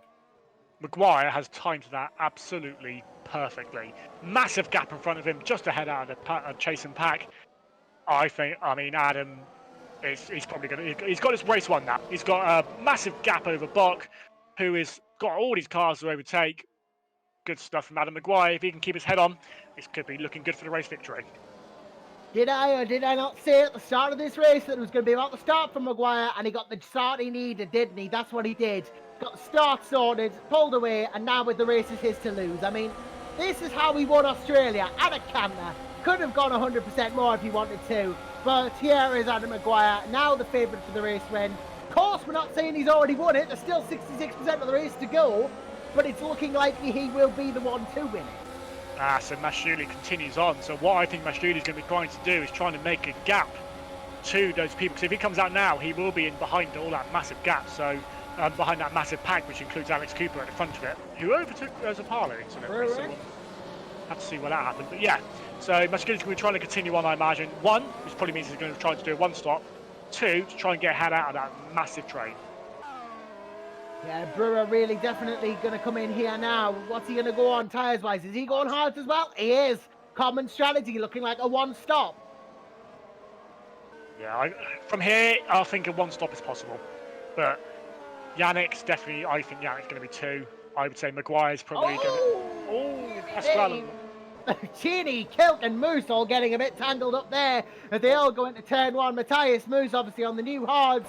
Oh, I think he didn't move, but I think Latini hit the brake. No, Moose just braked late. And then obviously his teammate Right Kelp has gone through, but now Latini is at the back of that tail end field. Latini was doing okay. I think he may just have lost the pace out of those tyres. Yeah, it looks like it's just died. The tyres were quite enough as Pascal made an absolutely stunning move around the outside of turns 3 and 4. That turn 3-4 complex on Sapala. Good stuff from Pascal, who now goes up into Jordan. 6th place. I think we have lost him. He's come back again. Obviously, Jordan, having connection problems throughout the race. Obviously, Stefan Brualt claiming those to be the source of his retirement, and they did look like they were, in all fairness. But Jordan obviously still trucking on in 16th at the moment. Now it's Mashuli in. Yanni Simracing assumes the race lead. Maguire's, Luke Maguire, Luke Maguire's top speed really is hurting him out. It's just giving everyone the opportunity. One, to overtake him, and two, to just defend from him with ease. He can't make any of it stick because he just keeps hitting the limiter. Yep, he obviously, he's going to be pushing hard and matching Blinek on the hards. And there was Mashuli on the hards as well. Mashuli is going to come out. Oh, right beside David Feidig, I believe. No, that's Chris Butcher and the other Red Arrow. He's going to come out behind Butcher. Alari Alkpace is going to be behind him. So I think the car's ahead of yet the pits. We will gain position back, but he's going to be held up possibly by this train. 7 seconds behind his teammate Adam Maguire when he was 5, so he has lost big time in that battle for the lead. Yeah, he has not timed that as well as he could have, but I think the strategy was there, it just hasn't materialised. And in this case, obviously it's going to be, 2 seconds behind, 2 seconds lost. Christian Pasquale, speaking of lost, has not lost much of his opportunities. He's in P4 at the moment, yet to pit, obviously. Geronimo Zapala on the hards, will not pit for a while. Luke Maguire is on the hards. Chris Butcher on the softs, he'll have to come in soon. Mashuli on that first set of hards. Outpace on the soft mediums, he'll have to come in soon too. Feidig won't have that difficulty, so this train could get interesting as here comes Yannick Bach on David Feidig. Yannick, we're thinking, is going to two-stop. He's going to dive down the inside of Feidig, gets squirrely though, and he is possibly not going to make this work. Feidig's going to dive. No, I think Feidig's yielded the place because Bach's going to have it here. Yep, Bach into 10th. So good stuff from him, but Simoncic still going out onto those softs. He's definitely going to be one stopping at this point, I would say so. But Maguire looking absolutely amazing for the win. Alex Cooper, funnily enough, such as PB for him, a 28.003 that last lap, so he's still pushing on those medium tyres. Alex Cooper looking good for a good haul of points here, so hopefully he can keep it as Christian Pascal as well. Chasing him down on the same tyres on those mediums, can he make those gains and try and get up into 3rd place on the road? It's going to be an interesting to see if he can get that done. We'll see if he can. Obviously, Cooper definitely, as you rightly say, one of the understated stars of this Super League series. Definitely, he's been around for a while, knows how to drive these cars. He's back with Hawkeye before they folded, moves to Green Stripes not long ago, driving in the Green Stripes team now, obviously for 2020 as well. And he definitely knows how to get that car into a good position, but he just hasn't quite had the couple of years he'd have been after. Definitely a talented driver though, and one to watch out for in every single race. Wow, he's a double Constructors World Champion, obviously with CSG back in the day. So driver, but like I said, a couple of quiet years, but a very good friend of mine, a very good teammate of mine from the years back. So I know he's got talent. It's good to see that he's back in a strong position as Gorby is now absolutely flying on track. A purple, the middle sector, 31.02. I expect to see a fast lap of the race. Christian Pasquale first, yep, and Chris Butcher too. So Abruzzi and Red Arrow both in. So let's see who gets what. Obviously Butcher is going to be in for some new tyres. He's going for the softs. That'll be 2 more. That'll be another stop. He'll be going soft, medium soft then. He will have to come in again. And that's Pasquale. Yep, Pasquale on the same strategy. So we got 2 stops still in the mix here. Interesting. I'm surprised at that. I'm very surprised at that. I imagine Alex will probably go on for a few more laps. Very surprised at that. Yep, surprising strategies indeed. And, well, tell you what else is surprising. The battle between Luke Maguire and Eros Mashuli here. Now, realistically, Maguire, this is 4th position. He has every right to defend it, but Mashuli will want to make this easy because he needs to get back through and close the gap to the likes of his teammate Adam Maguire and the other cars that will be up in the top echelons of this race. He will not want to be fought too hard here. He'll want to just go through. Well, look who's behind him. Yannick Bock, who is going to be Bock. racing in 4th position. Here comes Mashirley then on the outside. Yannick Bock's going to have the slight slipstream on the likes of Maguire. Simitic is in the pits. Meanwhile, Bock goes around the outside, sends it from a long way back. Maguire is still on the inside there. He can still hold position here. He's entitled to defend it, but I think he decides not to. Yannick Bock gets through as a L'Oreal pace pits. Yeah, Yannick needs to get that move done if he wants to try and stay with Mashirley. Obviously, Yannick on medium tyres compared to Mashirley's hards. Still going to have to wait and see what Yannick's thinking. But as, like I said, Simracing out onto... Where is he? There he is. He's on the medium. So, yeah, I can see Simracing getting to the end on those mediums now.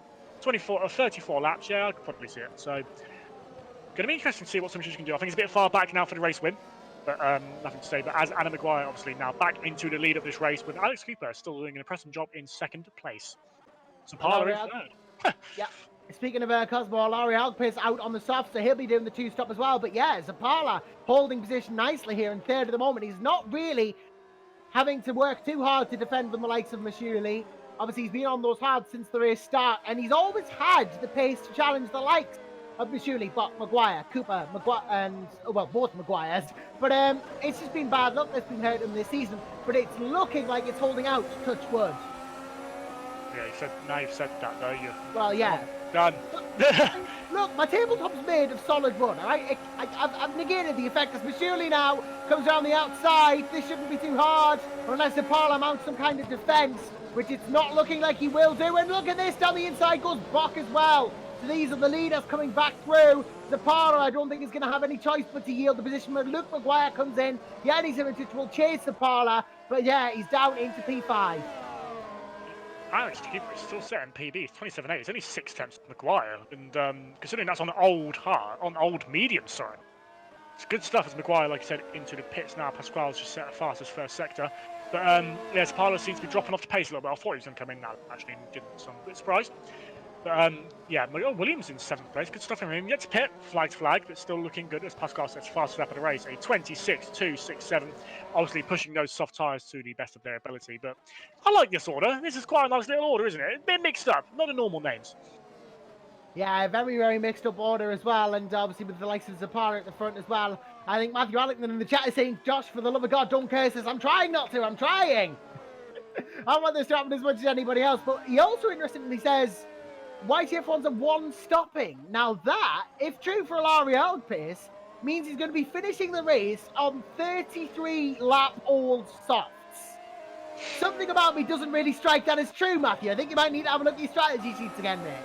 I tell you what, if he does, I'll raise my hat off to him, because good lord, that'd be impressive. But who knows, maybe Alex Cooper's going to do the same. If he, Alex do it, maybe Alex can. He's still going round, 26 laps completed, would be 32 on the soft, which is pretty impressive, but who knows? I've seen stranger things happen as Alex is still setting mad, really quick times. 26. He's not even that much slower than the leaders. He's same pace as well, he's not far from Shirley's pace, just behind him. So good stuff. Yeah, Mashirley obviously very, very hard at work here, but Yannick Bock keeping pace nicely. Simracing there and thereabouts as well. Mashirley seems to have really struggled getting through that traffic because he had quite a big lead on Simracing, and he seems to have lost a lot of that time. That is true, yes. He has actually lost a fair bit of that lead. Obviously, his main battle is with Bock now, obviously, in the Evolution, but Eros has lost some time, mainly playing rear gunner for Adam Maguire. Obviously, Alex Cooper up front, still ahead, still going on those mediums. Still going on those mediums. Yeah, and he's gapping Zapala, Williams and co, who direct competition, but then he's also gapping people like Brewer and Linek and Kilk, who have already stopped. So Alex is going to be looking good. If he can keep it up, I mean, I don't want to curse him, but he's looking really good for some solid points tonight. Could it be on for Alex Cooper? We'll have to see if AC can get that juicy points haul he's been waiting for. Eros Mashirley obviously going to have something to say about it. Yannick Bock too, Simracing, Zapala, Williams, Brewer, Fidek, Linek, your top 10 inclusive. Maguire obviously leading the race. Adam Maguire, that is. There are 2 Maguires in this race. Although Luke Maguire by this point is back down in 19th place. So Dennis Jordan now going to go for Daddy Van Den Eet, making his way back through the grid. Jordan on Van Den Eet here. Madkip versus Evolution. Will Danny Van Den Eet lunge down the inside? He won't. He's going to let him have it. So Van Den Eet cedes 14th to Dennis Jordan. Both yet to pit though, so both will be dropping down the order when they do come in for their respective pit stops. But yep, good move, Dennis. Nice and easy. Dan Van den Eek didn't make it too hard and to 14th place. Indeed, Van den Eek, obviously great to see him back in Super League as well. Very talented driver. Still got a ways to go before they're in the with challenging the likes of obviously Feidick, Malinek, Williams, Brewer, Zapala in that big midfield train again, which has become smaller obviously as the race has progressed as you move towards half distance. And well, 29 out of 58 laps will be that point. When we start lap 30, we will have completed half the race. Cooper, pit light is on, and Masculi and Bock are absolutely going nose and tail through turn 8. Bock had to back off a little bit, just not hit him. But yep, are they going to have? They're not going to have DRS. So Yannick, a very good chance for an overtake onto this back straight. Yeah, obviously potential possibility here. Cooper obviously is not going to have DRS on anyone. Eros Masculi is not going to have DRS on Cooper. Oh, Yannick, but Bock will be what are you on the doing? grass. Oh, Yannick pushing a little bit too hard there, mate. Gets a bit too much on the grass and he loses his opportunity. That's going to give some inspiration here. Cooper's got his pit light on. He is coming in after 27 completed 28 laps on those softs. That was a monumental effort for him. That was a great job on those tyres. But now Yannick Bock is going to have the pressure on him. He does not want to make another mistake like that. Yeah, it's very, very uncharacteristic. Still drifted out wide as if he just forgot to put a steering lock on. But yeah, it's a bit of a reprieve from Masculi. He could have been under some big pressure there, but thankfully nothing coming of it as Alex Cooper comes back out onto the hards, as I did think he was going to be doing that. So he's going to come out. It's going to be close with Maguire. But I think he's going to just beat Maguire out. Good stuff from Alex Cooper. Now he's going to have time and the confidence to push on these tyres. Indeed, Alex Cooper definitely in a good position now. Will be one stopping from here as he comes out on hard tyres. And really going to be looking for some good points here. Oh, almost contact with Luke Maguire. Actually, he's going to have to be careful that he doesn't, nothing happens here. Obviously, Luke Maguire on those medium tyres going to be pushing hard ahead of Alex Cooper. Those are the tyres Cooper's just come off from him. He's getting really close here, Maguire. Someone else is close. Yannick Bock is going to have a second opportunity, second bite of the cherry of making his move on Masculi. Make sure you negotiate this corner a little bit better. That's a bit better. Give it a nice wide berth, but I think it's going to be a little bit too far back to make it. It looks like Eric's got very good high speed top speed, in that Adonis. So that could be a potential form. Brewer's gone ahead of Jamona Zapala there. That was a classy move from him. Obviously, DRS assisted straight down the inside. Zapala didn't really fight it, actually. I think he's got bigger priorities right now. But Maciej Mlinek now, he's in. Jamona Zapala is in an edge bread sandwich here. He is the filling in that sandwich, and he's going to have to watch his back lest Maciej Mlinek get through. So Maguire has passed Cooper for 18th place. So maybe it's a good opportunity for Alex just to follow Maguire.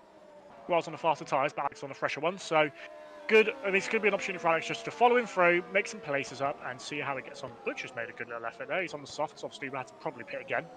So interesting to see where they end up towards the end of the race. Still, like I said, 29 laps to go. We have just gone over halfway of this race. Yep, and with half the race gone, there is still half the race to go. Maguire still leading, though. He has not lost that lead since lap 1. I'm wondering if he actually has the fastest lap. He might be going for the Grand Slam here. No, definitely doesn't have the fastest lap. Well, okay, that maybe goes not. to Christian Pasquale, 26.2. Oh no. Yeah, well, Luke Maguire, 26.2. Maybe not, but he's definitely. I think Adam Maguire is definitely going to be. He's going to make a move. He's going to go to the outside. He's got here we to be go. much closer this time. Dive bomb time from Bock, but it's not effective enough because Masculi holds the line. This is the thing. The move's getting closer and closer, but there's no cigar. Yeah, he's just not making it work, and that's letting Simracing all kinds of in contention. I was going to say, speaking of getting closer and closer, Simracing now within half a second of Bock. So double slipstream when we go on to the next race, onto the next lap, as if he can keep with him. Going to be interesting as Daniel Brewer only 6 seconds back, so don't count Brewer out of this just yet. He's made his way up from 11th place into 5th place. Like I say, doing very well in the championship so far. Currently in 5th place in the championship as well as on track. So good stuff from the Englishman, one of my dark horses this year for the championship. So good stuff to see Brewer doing so well again with his teammate. Actually, a bit quieter this season, but doing good stuff in 6th place. Yeah, Lanik and Brewer working together well in 5th, 5th and 6th for Edge at the moment. So obviously Zapala has lost the position. He's now down in 7th, just trying to get to the end on these hard tyres. I think he's got his strategy worked out and he just wants to stick to it. He's got to watch out for the likes of Matthew Williams, though. He started on the hards. He's now up in P8, so possible competition there, but he will have to stop at some points. I think Zapala, actually having started on the hards, might be due in soon. So these guys will all be pitting and they'll be making their strategies work. Matthias Moose as well on the hards, so he switched to the hards. He'll be going to the end. So this is really kind of the strategy point of the race. There's Bok here. Is he going to go for this time? Is he going to break later? Yes, he breaks late. Mashurley down the inside, though, again holds the line. Yerny Simic is just going to be reveling in this because the more they fight, the more chances he gets. Yeah, it seems that Box hasn't got that last 5 kph in the outside on. Masculine needs to put that inside line, cut him off onto the second apex, and just take a nice line into the third one. And you're laughing, you're back ahead. So it's Mashuli doing a good job. He obviously knows how to win races in this series, having been vice champion in 2016. So Mashuli obviously a big threat, obviously, but still 10 seconds behind his teammate Adam Maguire, who is absolutely, as in Australia, roaring away at the front. One thing I will say on top speed, Thomas, I've noticed a lot of the teams, obviously with park permit rules being in effect, you can't break park permit between qualifying and the race, but a lot of teams tend to run the qualifying gearboxes. They definitely do leave some slack in the gearbox for higher speeds, but some teams run it right up the limit and actually top out and are gear limited in their top speeds. So, you know, it's always going to leave a little bit of extra headroom for overtaking scenarios in a race in your race gearbox. But obviously Simincic might have the advantage that Bok doesn't, because Bok doesn't have that last 5 kph. Simincic might. He's going to be in DRS range. Also, you've got to remember, there is one, the most upgraded car paying off. Going very quickly on this lap. That's going to be potentially about to set a PB for himself during this race, but Maguire is also about to set a PB of his as he goes around to complete lap 32 with 26 to go, leading with Mashudi following behind those. These second, third and fourth is very, very close, and anyone's guess who's going to finish in those 3 positions. 26.6 for Maguire there, very good lap, exactly the sort of pace he's been showing. Mashurley, Bok, Simic, all in their own little fight here to try and gain position from each other. I think I just saw move down in 15th place. Yep, Luke Maguire has gone past. You can pick a Lally when, well, Lally wants back, but Maguire wants in too. They're both going to have a go to contact between the two. Maguire gets a bit shaky. Lalu holds position. Lalu now going down the inside into turn 1. Luke Maguire, always send it down there. Lalu obviously braked a bit earlier. Maguire got the advantage though, holds 16. Yep, so Luke Maguire, so I think he was an overtaker initially, so Gaines trying to keep Alex Cooper away from him. Alex loving this, he's keeping it up with them. Lally obviously pitted a lot earlier, one of the first people to come in, so Lali's going to start to feel the effects of those medium tyres shortly. But now next on Maguire's list, Luke, that is, Butcher in 15th place for a point. Yeah, Chris Butcher on next on the hit list, so to speak. He'll want to get past him for that point to pin position. Obviously, several cars between him and further points, but really the battle between him and Butcher is on. Simic got Bok. Yes, rightfully spotted. Here he goes on the inside this time. Yannick Bok has no means of defence against this now, as Yerny Simic flings it into P3. Bok has a chance perhaps on the exit if Simic messes it up, but he's not showing any signs of it. Yerny Simic overhauls the reigning world champion, and he's on the podium. Like I said, both on those medium tyres, so now Simicic's turn. Give Masculinity a run for his money. Can he make the mistake as Bok misses the apex there, turn 1 again? So struggling a little bit now, maybe Yannick. Maybe he's had to try and ease off on the tyres there, but he does look like he's just holding station, trying to make sure just keep it safe, keep it on the road, and who knows what will happen ahead of him. Yeah, that was a brilliant overtake from Simic. Just dialed the car up perfectly out of the run into the braking zone, opened the DRS as soon as he had it. Obviously had himself a slipstream from the start, so he's always going to have the speed advantage. Just used it perfectly. Now he's challenging Mashuli. Got some good battles going on in the midfield. Williams and Moose for 9th and 10th, with Gobi and Fiduk just behind them, so it's starting to make a bit of a train. Obviously Williams yet to pit in the flag-to-flag car, as is Fiduk. So 2 cars there, just keeping it going, see how far they can go. But Williams is going to be hurting Moose's chances of trying to catch his teammate up, who is in 8th place, just ahead of Williams and Kill. Yeah, as it stands, obviously Moose trying to move on Williams too. Gobi behind him. Simic, he's got a slipstream. Sorry to cut you off. He's got a slipstream going through the kink. He's a little bit faster than Bog, but is he just a little bit too late? He's gone for it. full What send! a send! Full send from Simracing, MDR would be proud. That is making your intent clear, ladies and gentlemen. He wants P2, and he will not stop until he gets it. Missouli a little slow on the exit there, balking his exit, but Simracing now is going to go for it. He's going right to the inside here, sends it again into turn 1. Hey, it's do or die for Gerrit de Vries into P2.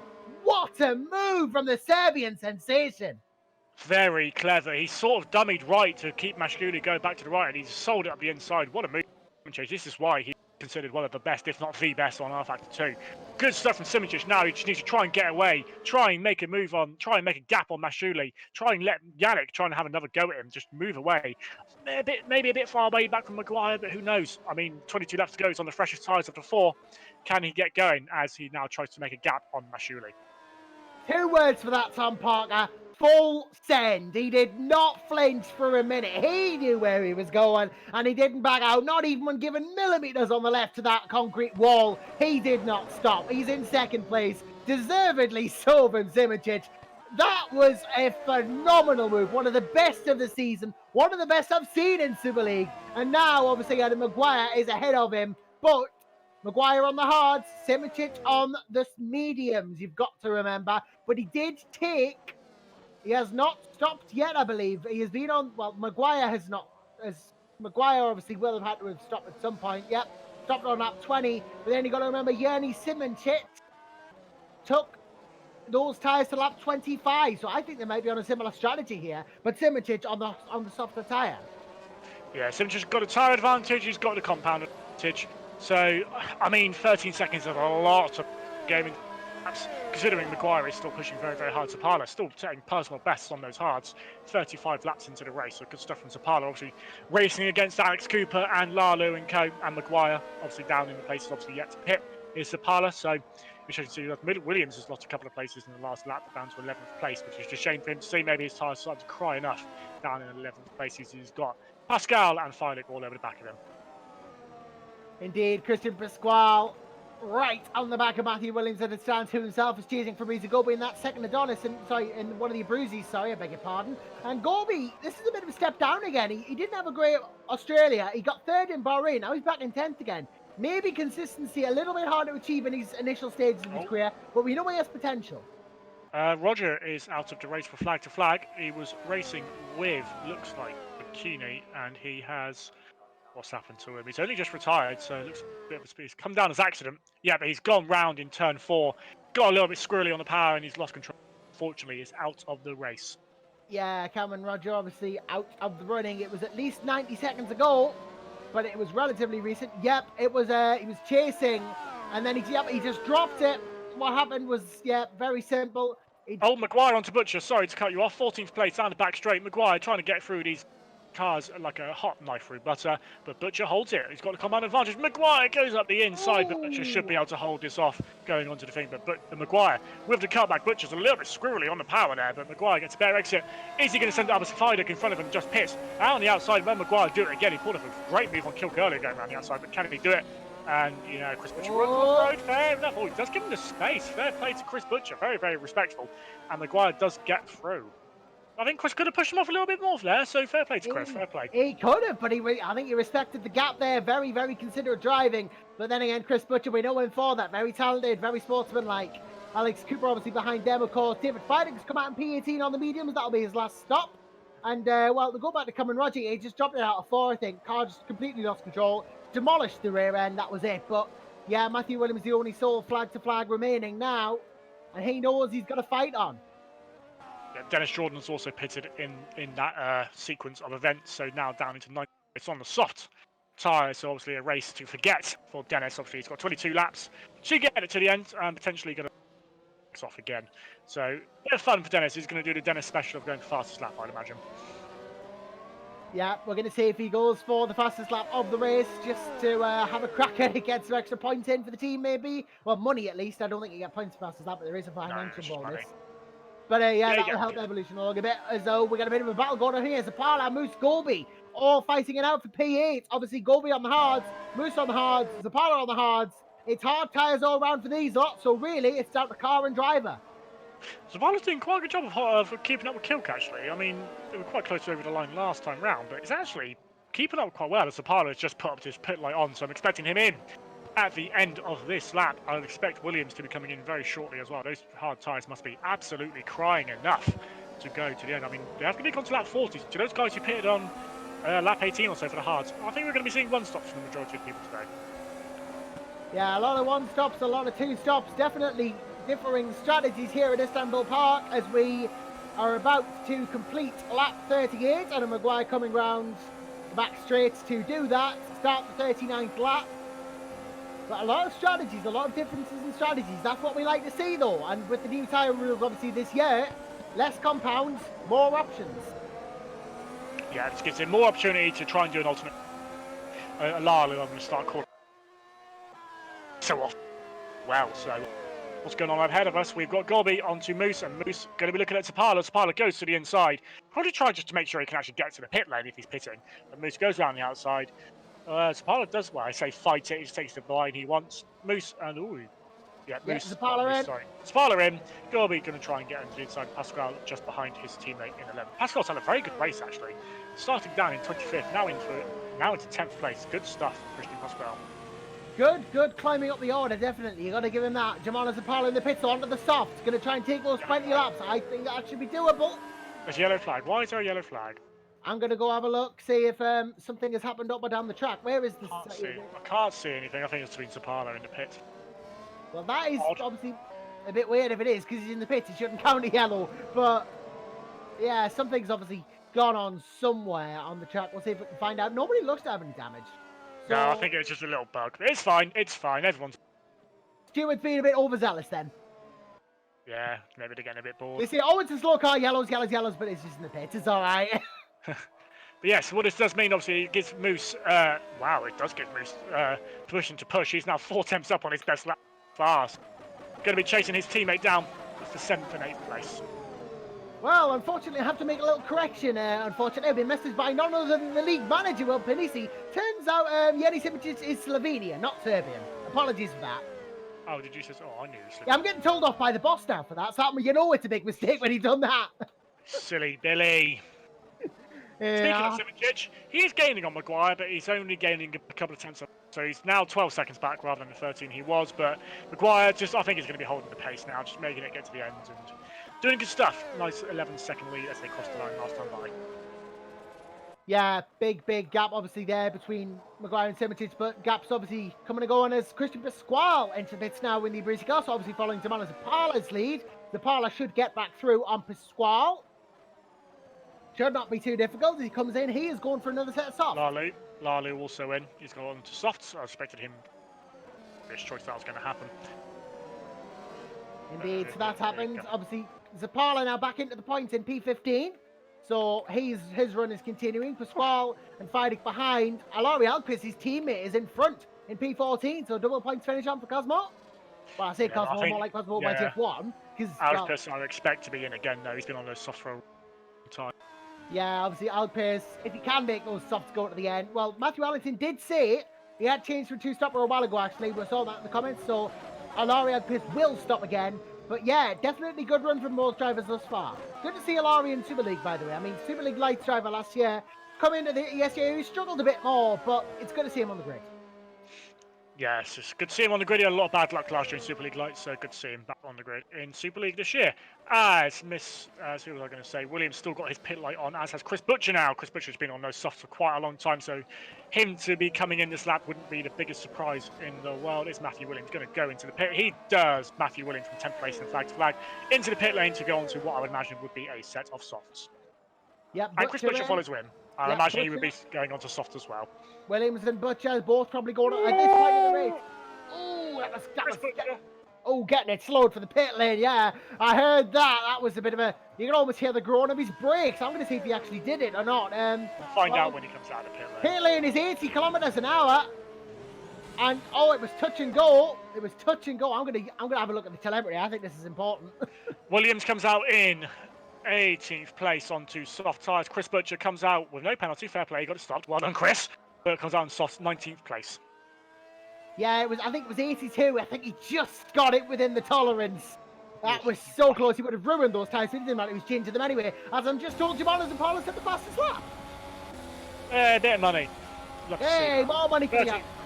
13th place, he is 8.5 seconds behind his teammate. Teammate expected to pit again, so fighting for 12th place would be good stuff. Would be good stuff as a pilot. Get some points on the board for Cosmo YTF1. This is the thing about Germano Zavala. We talked about it a lot, but he's definitely got the pace. You cannot deny he has the pace in that car. Oh, Bock in! Bok! Oh, wow. He's going to be going on to a set soft, surely. He must do. He must go out to the softs with this much left in the race. He has to, but that was unexpected. I thought he could take those to the end. No, I think it's just a case of, I don't think... Well, actually, yeah, it was lap 19, so fair enough. Out of the softs he goes. He will lose position and time when he gets those tyres changed. But as soon as he has done, he can absolutely nail it. He's going to come out just ahead of Maguire. Good stuff. So he's going to... 9th place. Yeah, he should get to 7.5 ahead. If he can get to them quick enough, he might be able to 6th place, but he isn't today. A shame, because it's going to look like he's going to be losing a championship lead to... And also, not only that, but Evolution are going to be losing their championship lead to Adonis. Looks like it's going to be a costly day for the German outfit then. Oh-de-do. And Matt Addington's excited about the part as well, Slab. I think you're about to lose it, buddy, as much as say it. Ooh, interesting. That's interesting. Maguire's pit light's just come on. I wonder if that's because he's crossed the sector. Maybe his tyres are starting to feel it. This could be interesting to see. Well, which Maguire? Adam or Luke? Yeah, Luke, sorry. Yeah, Luke Maguire. Too many Maguires! Maguireception here at GPVWC. Adam Maguire's just laughing out in front. Nice 10 second, still 11-second gap. He's still doing 26.9s. I think he's got this under control. Someone's done 25.7. Who's that? Oh, Pasquale. Sorry, Pasquale's done it. Oh, yeah, there you go. Christian Pasquale, fastest lap now. Well, is that fastest lap for Pasquale? Yeah. Oh, well, there goes the money then. Oh, well, hard luck. Well, oh, Maguire in, Luke Maguire in. Yep, there you go. So you were right, Tom Parker. That pit line off for a reason. That almost looks like he's got a bit of suspension damage, actually. He was steering a little bit to the left.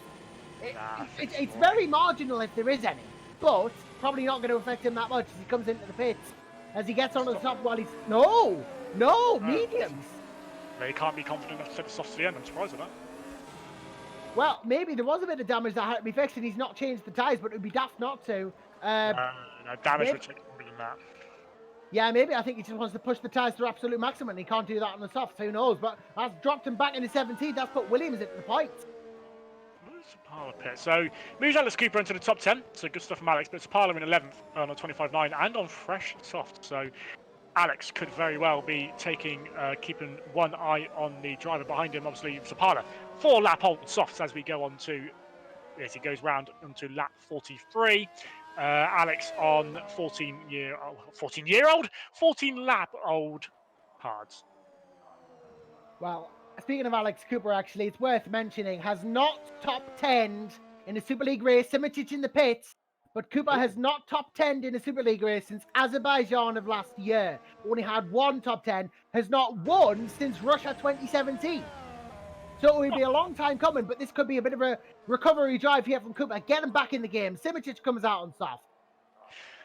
Okay, wasn't expecting Simicic in. Very surprised, but this does promote Brewer and Mlinek to 3rd and 4th, so great stuff from the Edge boys. Yep, Yerny in and out on soft. He might be going for the fastest lap too. Matthias Moose directly in front of him. Gobi and Kilk obviously currently engaged in a battle, both on hards. Fabrizio Gobi, presuming he doesn't have to stop again, might be on, actually. I may have understated him slightly. I said he was having a disappointing race. Could be on for top 5 to follow up his podium. He's been on these hards for 24 laps. I'd expect him to do that. Should be fine. Definitely going for it at the moment is Gobi, though. You've got to give him that. Simicic's going to easily... wow, I didn't realize how quick...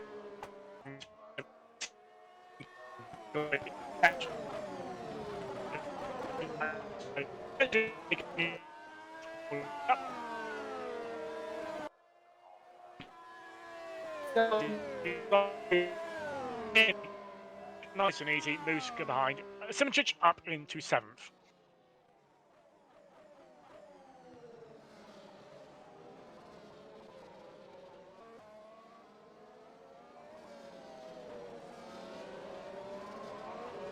as we have lost Joshua Anderson. Goodbye, Josh. So, just me on my own. This ought to be a laugh. So, right, Kilk in 5th place, still good defending from Gobby in 6th place. Simchich did get past Moose, as alluded to earlier. Simchich now going to be going after the Abruzzi and the Red Archer in front of him, obviously on those soft tyres. Is he going to be able to catch Malinek? 7 seconds ahead. Okay, potentially. Let's see how quickly Malinek and Brewer are going in. So, going to be interesting again to the race as the two Adonises up front, Maguire and Mashuli. 26.6 from Maguire, 26.5 from Mashuli. So, Adonis having a very, very good race here. 1-2.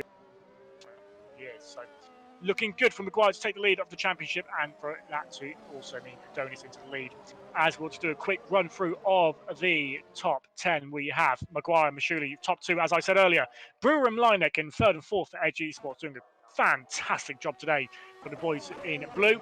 Right, Kilk and Fabricio Gobbi are 5th and 6th, with Simicic on a charge in 7th place. Matthias Smith for Red Archer in 8th, Yannick Block 9th, and Alex Cooper rounds out your top 10 with Tapala, Pascal, Violet Williams, and Jordan finishing out your point scorers. As I believe we have Josh back. Yep, I think it was just a bit of discord related, Jip. We apologise for that. Yannick Simich is going for Fabrizio Golby. I'm looking at P6 and P7 here. Golby given the defence of a lifetime here. And I think, is that Matthias Moose there in P5? No, it's right, Kilk. But he's only got 2 cars bearing down on him. That's a scary thing to happen. I've had it happen to me before. But Yannick Simich holds P6. Golby's going to have to wait.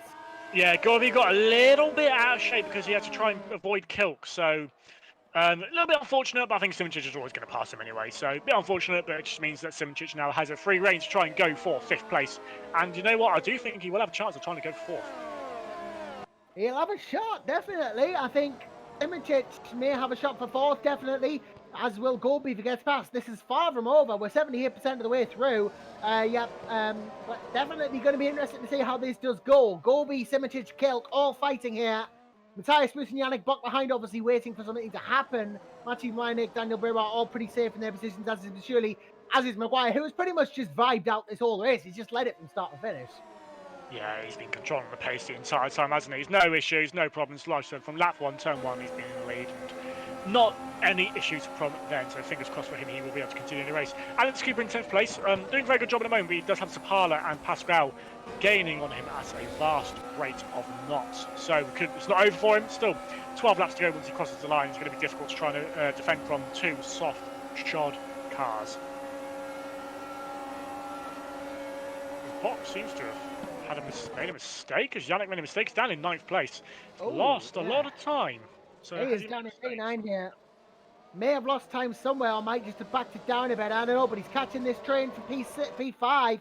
Simicic leads from Kilk, from Golby, from Moose, from Buck. So that is your train there for P5, and Simicic leading it. Okay, I think Yannick must have missed a timing beam or something, because he's, like I said, he's just done his PB of the race. So a bit weird. Maybe Dennis's internet's affecting him. Who knows? Oh, well. Double evolution internet disaster or something like that. I don't know. But Buck's definitely going to be pushing hard here. Simicic past Kilk. Yeah, I think this is definitely on track. Simicic obviously past Kilk. Obviously, that's why Wright is now leading this trend, and Yannick's pulling away. But Yannick, obviously, I think definitely on track is in this battle for P8, and he will try and get back through, but not being the best of races for Revolution, definitely not. Like I said, I think it's still a bit of a bad build-up, and it's just one of those races that hasn't really gone right, which is a shame. But obviously they'll be able to bounce back. They're the reigning champions for a reason. So we have to see how they do in the next round in Zandvoort. But Simicic is one who is trying to make a statement. He's half a second up on his PB of this race so far in a desperate attempt to catch Meinek. Meinek, as they go over the line, I will let you know what their times have been. But Simicic has taken out half a second in the first sector and 7 tenths in the second. So he's going to be at least a second and a half faster around the final corner, I would imagine. Yeah, Buck just goes straight through there on the Matthias Moose. No problem whatsoever into P8. Easy enough. So Linek 26.877 over the line, a 25.3 for Simicic, so a second and a half a lap. By my reckoning, that will be easily enough to catch him before the end of this race. Yeah, obviously going to be pushing hard now. Buck to get the position back. Golby and Kilk ahead, all going for it. All wanting the position, but Buck definitely has a good pace advantage as it stands. We'll see how this plays out. The back of the field is a lot more spread out, obviously. We have 21 runners and riders, 5 retirements in this race. The form of Cameron Roger, Fabio Sixter, Robin Panzar, Stefan Riol, Lauren Kisman. 4 of those, of course, taken out in the first lap melee. Yeah, which is, I mean, considering that's obviously just happened on lap 1, it's good to see that happen. Only one retirement for at the end, and Zandini comes in for a fresh set of softs down in 21st place and last of the runners and riders on the track. Indeed, and last on track, those little moments, Danny Van Den Eyck in P21. Still away behind, nobody's been lapped yet. That is good. That is a testament to how much on pace everybody's been compared to each other. Nobody has been lapped yet. And I think everyone might just finish on the lead at this race. That should be very impressive, which is good to see. It just shows the level of competitiveness in Super League this year, as Simracing still absolutely flying. Linek responded with a PB for Sector 1. Simracing still beat that by 6/10, so Simracing on an absolute charge in an effort. Maybe, I mean, podium would be a very, very tough ask, but 10 laps to go as he crosses the line. He has just taken another 1.7 seconds out of Linek, who did incidentally set his PB of the race that time by. As Gorby going on Kilk into turn 1, sorry, just completely missed that. But Gorby not quite making it move, and Bok now going to have the opportunity to go into 3. This would be a great move if he can do it. Fresh softs, Gorby, is he going to concede? He's not going to concede, of course he's not. But looks like, he's going to go for it. He's going to try and world star him, but not quite able to do it this time by. Yeah, not quite done for Fabrizio Gorby. He's got Bok and Moose behind him, so this is kind of becoming more crucial that he gets the move done, especially because how close Bok is here, really chasing down hard. Here is Yannick Bok, giving it everything he's got to get past Fabrizio Gorby before Gorby can pass Kelk. Knows he needs to get through before that. Bok is definitely short shifting, actually. I was listening to that engine. Yeah. Bok is short shifting. I think he's trying to save fuel. I'd be surprised if he under fuel. It'd be very, very, very weird mistake for him to make. Maybe he's concerned about the engine, maybe? I don't know. So, interesting to see, but he's going to have the opportunity on this back straight to try and have an attack on Gorby, who's incidentally going to have a try and attack on Kilk. 7/10 back as they go over the DRS line. Here we go, DRS open. Will he be able to make a move? I think he's a little bit too far back, but Bok is not a bit too far back. If he can make that. Gorby moved there. That was a great move by Gorby to get down the inside. Bok has been forced to yield. Gorby, though, look at the speed diff. He's going to hold it just because he's so much faster than there. But then Bok's Bok on the outside. This might be a bit more hard for him to defend from. Yannick Bok here goes to the inside. Gorby stays to the outside. No move there. Gorby retains the position. But definitely, Bok is definitely short shifting on the infield. Maybe that engine he's concerned about. I think he was one of the few who started with a 37% engine.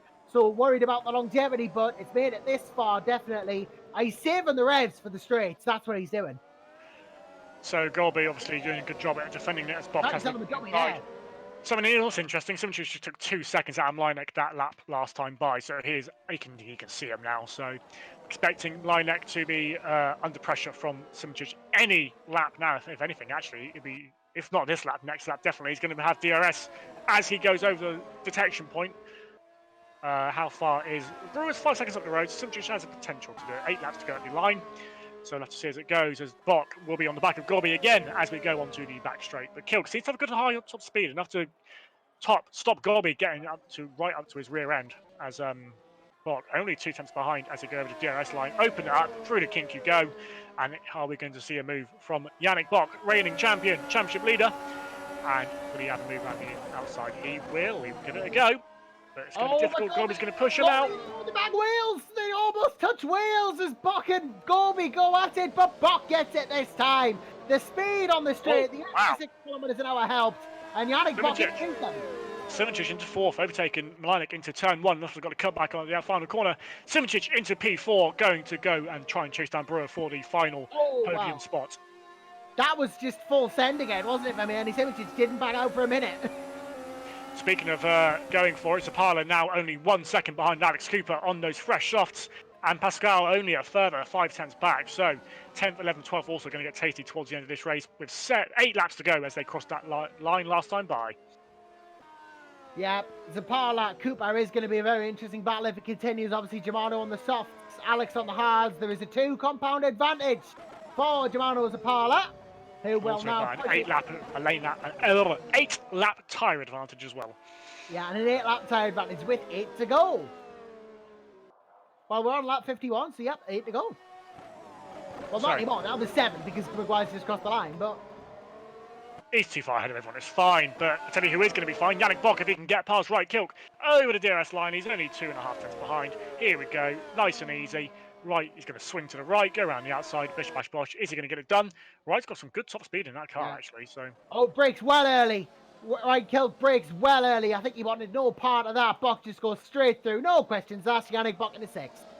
Simracing took a 1.2 second gap out of Brewer that time by that now down to 2.2 seconds. Simracing is going to start feeling his tyres soon, but still 7 laps to go. Will he be able to make the move to Brewer? I think the odds are looking pretty good for him. The odds are certainly looking all right at the moment for him, and we will see how they stack up at the end. I'm looking at Dennis Jordan and Chris Butcher for the final point. Jordan, obviously, as it stands, about a second ahead of Butcher, but that Red Aura driver, as keen as he is going to push hard for that point.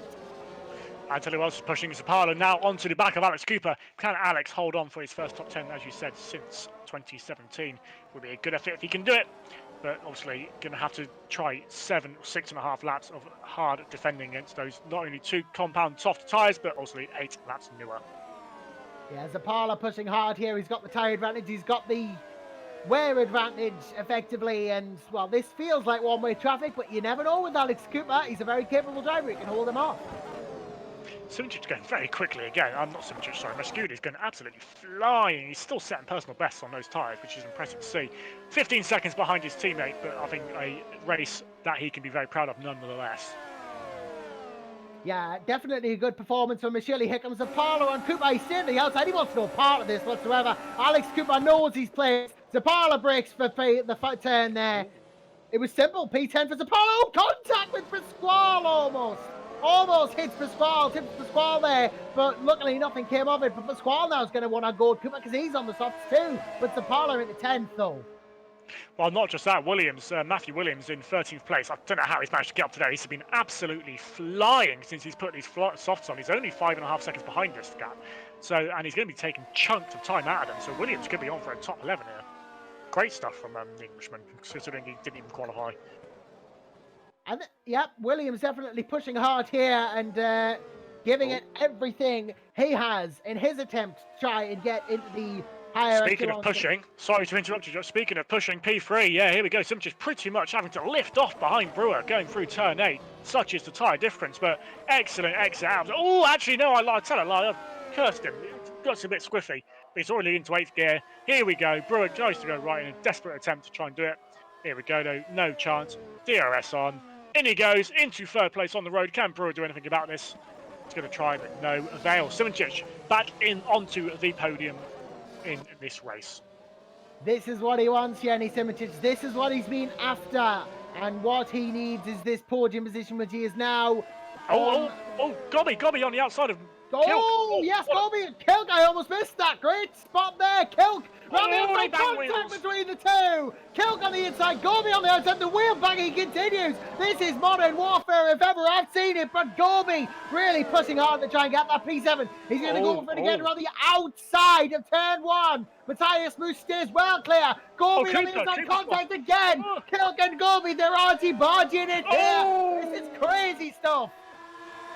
In all of that, Cooper's lost out to Zapala and Pasquale as well, and Williams only 5 seconds behind. But it's Gill going for it. Gobi into turn 4. Oh, contact Big again! bang. They're really hitting each other now. This is indiscriminate fighting here between these two. Moose tailing up into Kilk here, but there is a bit of a rivalry going on here. They want to go through. Kilk getting a bit angry, swerving behind Gobi.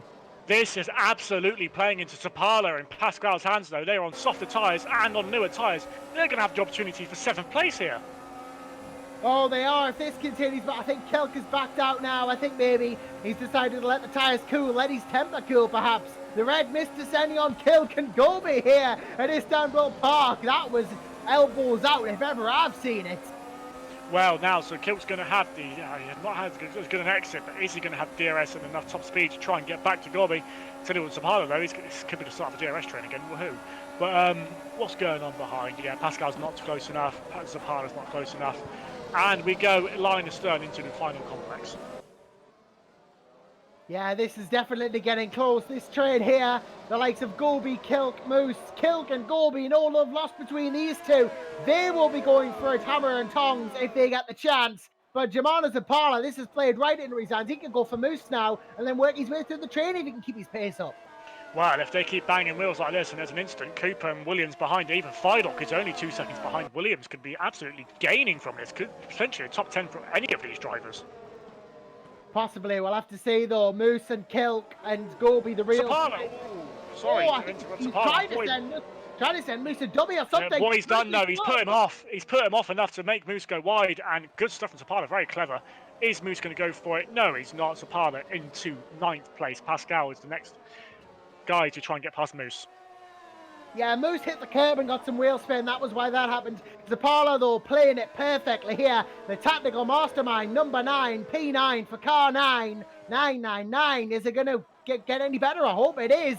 Kilk and Gobi, though, ahead. This could be dramatic if something happens here because Kilk is in DRS range. Gobi is not.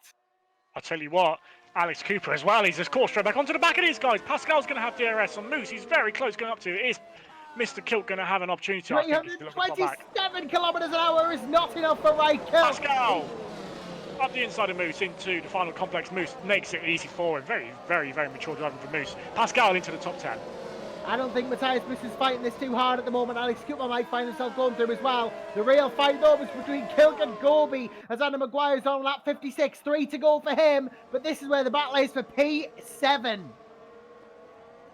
Yeah, I wouldn't be able to tell you who's going to be able to take it. Obviously, now Sapala's going to be wanting to get involved on those fresher tyres. He's only a second behind, so he should, unless something dramatic happens in his next sector, he should have DRS going on to the next lap, as will Pascal. So it's getting spicy in the last 3 laps of this race.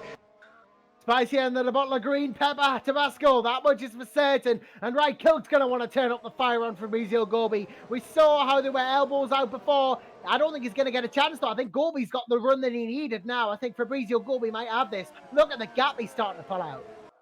Dennis Jordan in the pits for another set of stops. He wants that fast slap. 15th place as well. Chris Butcher under pressure from Luke Maguire for the final point. So that's not over either. I don't know where to look when he goes into Sapala. Going to be a little bit closer to Kilk, and Kilk is to Gobi. So is Kilk going to be defending? I think he will be. It's good exit from Sapala. And here we go into the slipstream. I know. Yes, there we are. Kilk onto DRS, but as is Sapala. Sapala catching. I think Kilk's way too far back to make a move, and I think Sapala going to think better of it. Could he get a good complex and exit onto the first one? Look up later, he can brake on those tyres. Pascal lost a little bit of time back then, so interesting to see as Cooper couldn't quite make a move on loose as well, but he's got Matt Williams only 2 seconds behind him. He does. Williams. Oh, Maguire! Round the outside of Butcher, can he make it stick? Oh, Butcher, contact! Continual contact from Maguire. He's really going for it, but it's looking like Chris Butcher's going to hold the position unless he gets him out. He has going to manage it. Squirrels him round the outside. Maguire sneaks through. Unless Butcher sends it into one, this will be a position change, and he's not going to send it into one. Maguire back into the point. A little bit naughty there. I think he moved over a little bit too early onto Chris, so I think Chris had to back out a little bit. Could be looked at by the stewards, but yes, Maguire through on track into 15th place. Investigation perhaps for sure, but either which way, he is into the points nonetheless. Adam Maguire is going to start the final lap of the race. He's led it from start to finish. I'll be keeping an eye on Maguire. Tom Parker, please do keep an eye on the other battles. But Adam Maguire just a lap away from his second win of the season.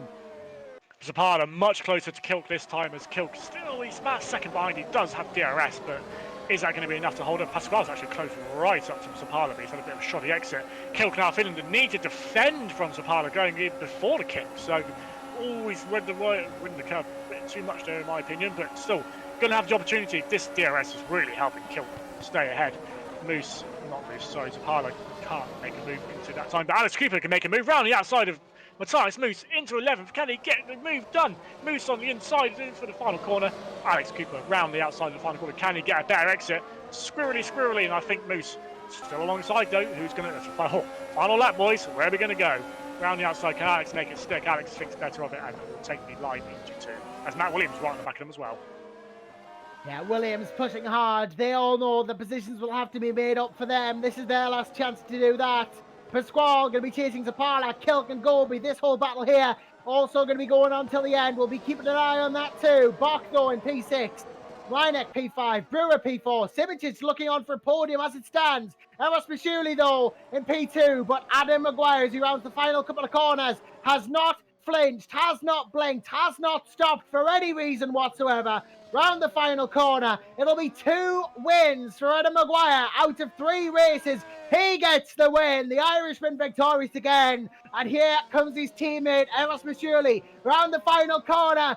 An on-time finish for the Adonis Express, 1-2 for the team. A fantastic result for the Dutch outfit. Jenny Simicic gets a podium. A fantastic result for the reigning FSR World Champion. Brewer's going to finish 4th in a fantastic result from him as well. Cooper. Matthew Leineck.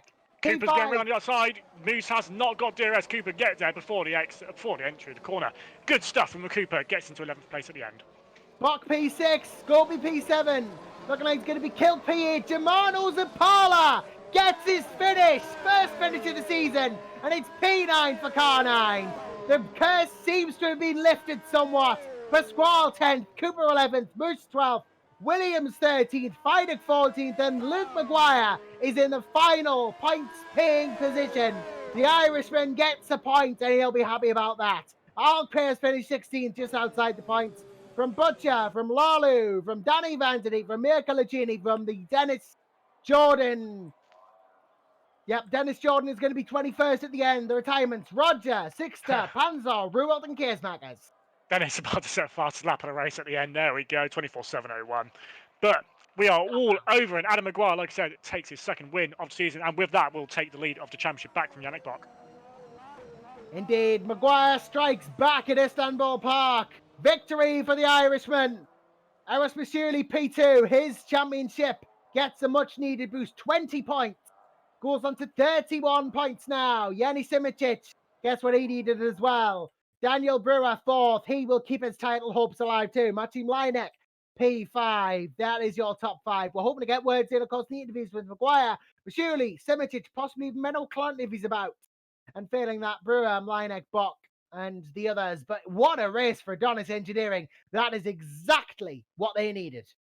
Yes, not only are they going to take the lead of the championship, they're going to take a comprehensive one, as Evolution only have one driver in the points of Yannick Bok, and he only finished 6th. So disappointing race from Evolution, and if anything, it gives the chance for the other teams to catch up. But what a race we had, obviously a little bit stale in the middle, but towards the end, lots of battles here, there, and everywhere. But Adam Maguire, hats off to him. You're right, Josh. He absolutely held his own and once again proved to be the class of the field.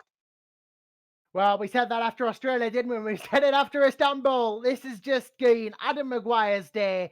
It's been his time to shine. He's taken 2 wins from 3 races. 66% of all races this season have been won by Adam Maguire. And Adonis Engineering take the lead of both titles. What more can you say? Not much more, really. I bet Menno's going to be one happy chappy. He'll be opening the beer tonight in Holland, I can tell you that. Well, hopefully we can get him in actually for an interview. In fact, we do actually have Menno Clant waiting for an interview. And I think we'll start with him being the team manager of the 1-2 scoring Adonis Engineering outfit. Menno Clant, perfection. Yeah, perfection. Wow.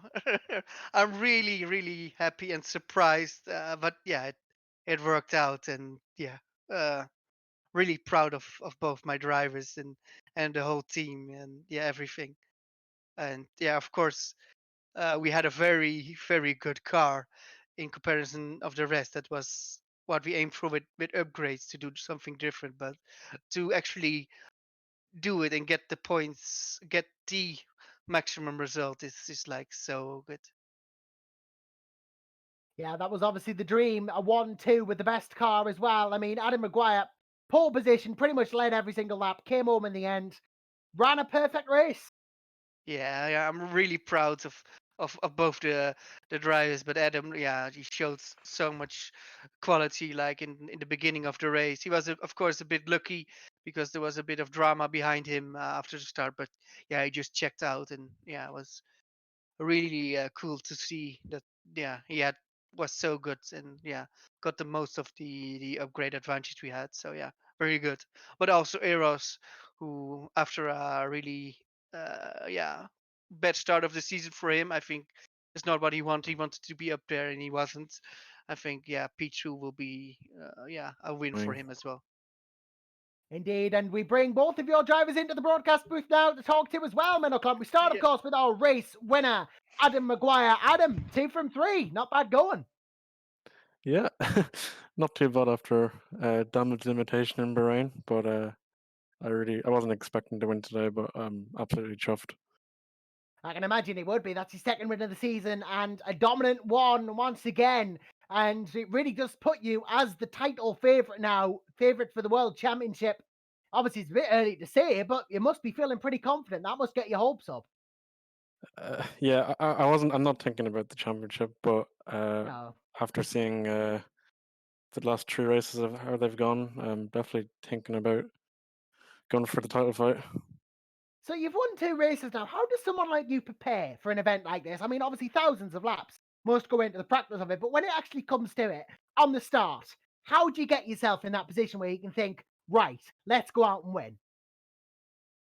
I'm not really sure now. It's the start is it's not something I really practice. It's quite easy in this car, so it's not really something you have to worry about because there's no auto clutch or launch control. So I went to turn 1 and I could see there was a bit of a mishap behind me, so I just tried to pull a 2-second gap and then just clear DRS and then try to pull away. Indeed. Well, the start might not be something you practice, but winning comes without, saying that you're a natural at it. And obviously, a lot of work went in behind the scenes too. Of course. Yeah, you've definitely got yourself a great win. And now Shuli joins us as well, your teammate, whom without the 1-2 would not have been possible. Adonis Engineering's first ever 1-2. And Eros Shuli joins us now. Eros, as someone who's won 4 Super League races in the past, you know what Adam must be feeling, but great job on the second place. Yeah, it was a perfect race for the team. It was a really strong race for me also. I am really happy. Of course, when you are racing, you always want to be the first. But Adam has he is really strong on this car, and he did everything perfect, and he qualified first. That helped a lot. And of course, at the start, I had not an easy start. I got a little touch also. After, when I overtook Journey, I could make my pace. The other guys went on to stop, so I had to fight also a bit. And I had a bit of bad timing on after the first pit stop. But anyway, we cannot do anything better also for strategy, because we needed to stop Adam before. He was first, and of course he was pitting first also. And after that, when I saw they went on to stops, it was just managing the pace, and I am really happy for this one too. Adam deserved it. Yeah, I mean, it was a great race from all around. You've had 2-3s before, you've had wins before as a team, but never a 1-2 until now. Eros Pashuli, Adam Maguire, Meryl Clont, collective congratulations on a perfect race. Thanks, guys. Cheers. Thank you. I don't think we're going to be able to get you any Simracing, unfortunately, but there is someone who we're going to have a quick couple of minutes with, and that is Matthew Wellington, the YTF1 Cosmo team leader, if we can get him in, just for a couple of words maybe, because I'm sure he's going to be happy that the YTF1 curse, so to speak, has not affected them serious. Matt, P9 for Jabano, you must be chuffed. So chuffed he's lost for words. I think he is. I think he's probably just trying to work his microphone out. Hopefully you are there, Matt. No? Oh, well, that's a shame. We were hoping we were going to be able to get Matthew Arlington, unfortunately, but I think he's just so happy that he's shocked into silence by the success of Jimon Zapala. Oh dear, well, Yeah. that is unfortunate. I mean, if he can get his microphone on, we might have a couple of words. But in closing, though, Tom Parker, you can't really fault the work of the Adonis Engineering team. No. I mean, like I said, class above the rest. I just made it look easy, didn't they? Really, 1-2, a massive gap to third place. Had it under control. Obviously, went on the one stop. Obviously, proved to be the correct choice. Does this make them title favourites now? I think you have to say so. Yeah, one must ask that question. Did I see a light flash there for Matt Ellington, or am I just deceiving myself? No, I think I must be. No, I think obviously, yeah. No, I think there must be a couple of connection problems on his end, unfortunately. But yeah, great race from Adonis Engineering, and of course, you cannot forget that we have it all to do again in just a few, in 2 weeks, isn't it? Until the next race, of course. We have a Yep. fairly regular schedule here. What is the next race, Tom Parker? It's in the wonderful land of Zan. Oh, we have Matthew Allington. Yes! Yes, I forgot we I was on go. push to talk. Brilliant. Brilliant. We've got a couple of minutes for Matthew Allington after all. Great job. Germano P9, you must be thrilled. I'm absolutely delighted. Oh, I was I'm really sure. shouting and screaming at the computer there. I imagine so. I knew how much even getting to the end would mean for Germano after the 2 cruel races before, but he did it. He got to the end. He managed that P9. Yeah, it was a really well executed strategy as well. Yeah, really brilliant strategy. It went for the fastest lap at the end. They didn't quite get it though. I mean, thanks to Dennis Jordan. Yeah. I mean, he was normal. Yeah, he was always going to go for the fastest lap. But yeah, hopefully this continues for you. Matt Allington, well done, and well done to Germano Zavala and P9. There we go. Thank you. Finally. And with that, we finally bring an end to this broadcast. Remember, 2 weeks from now, we will find ourselves racing once again. So do not miss that. But until that time, I would like to thank Gerrit de Vries, our great cameraman, Tom Parker, our great co-commentator and statsman, Ian Harmon as well on the social media feed over on Twitter. Thank you very much for your brilliant work. But from me, myself, Tom, and everyone here at GPVWC, we will see you next time for the next Grand Prix when Adam Maguire will be trying to make it 3 from 4 as he takes perfection with Adonis Engineering in Istanbul.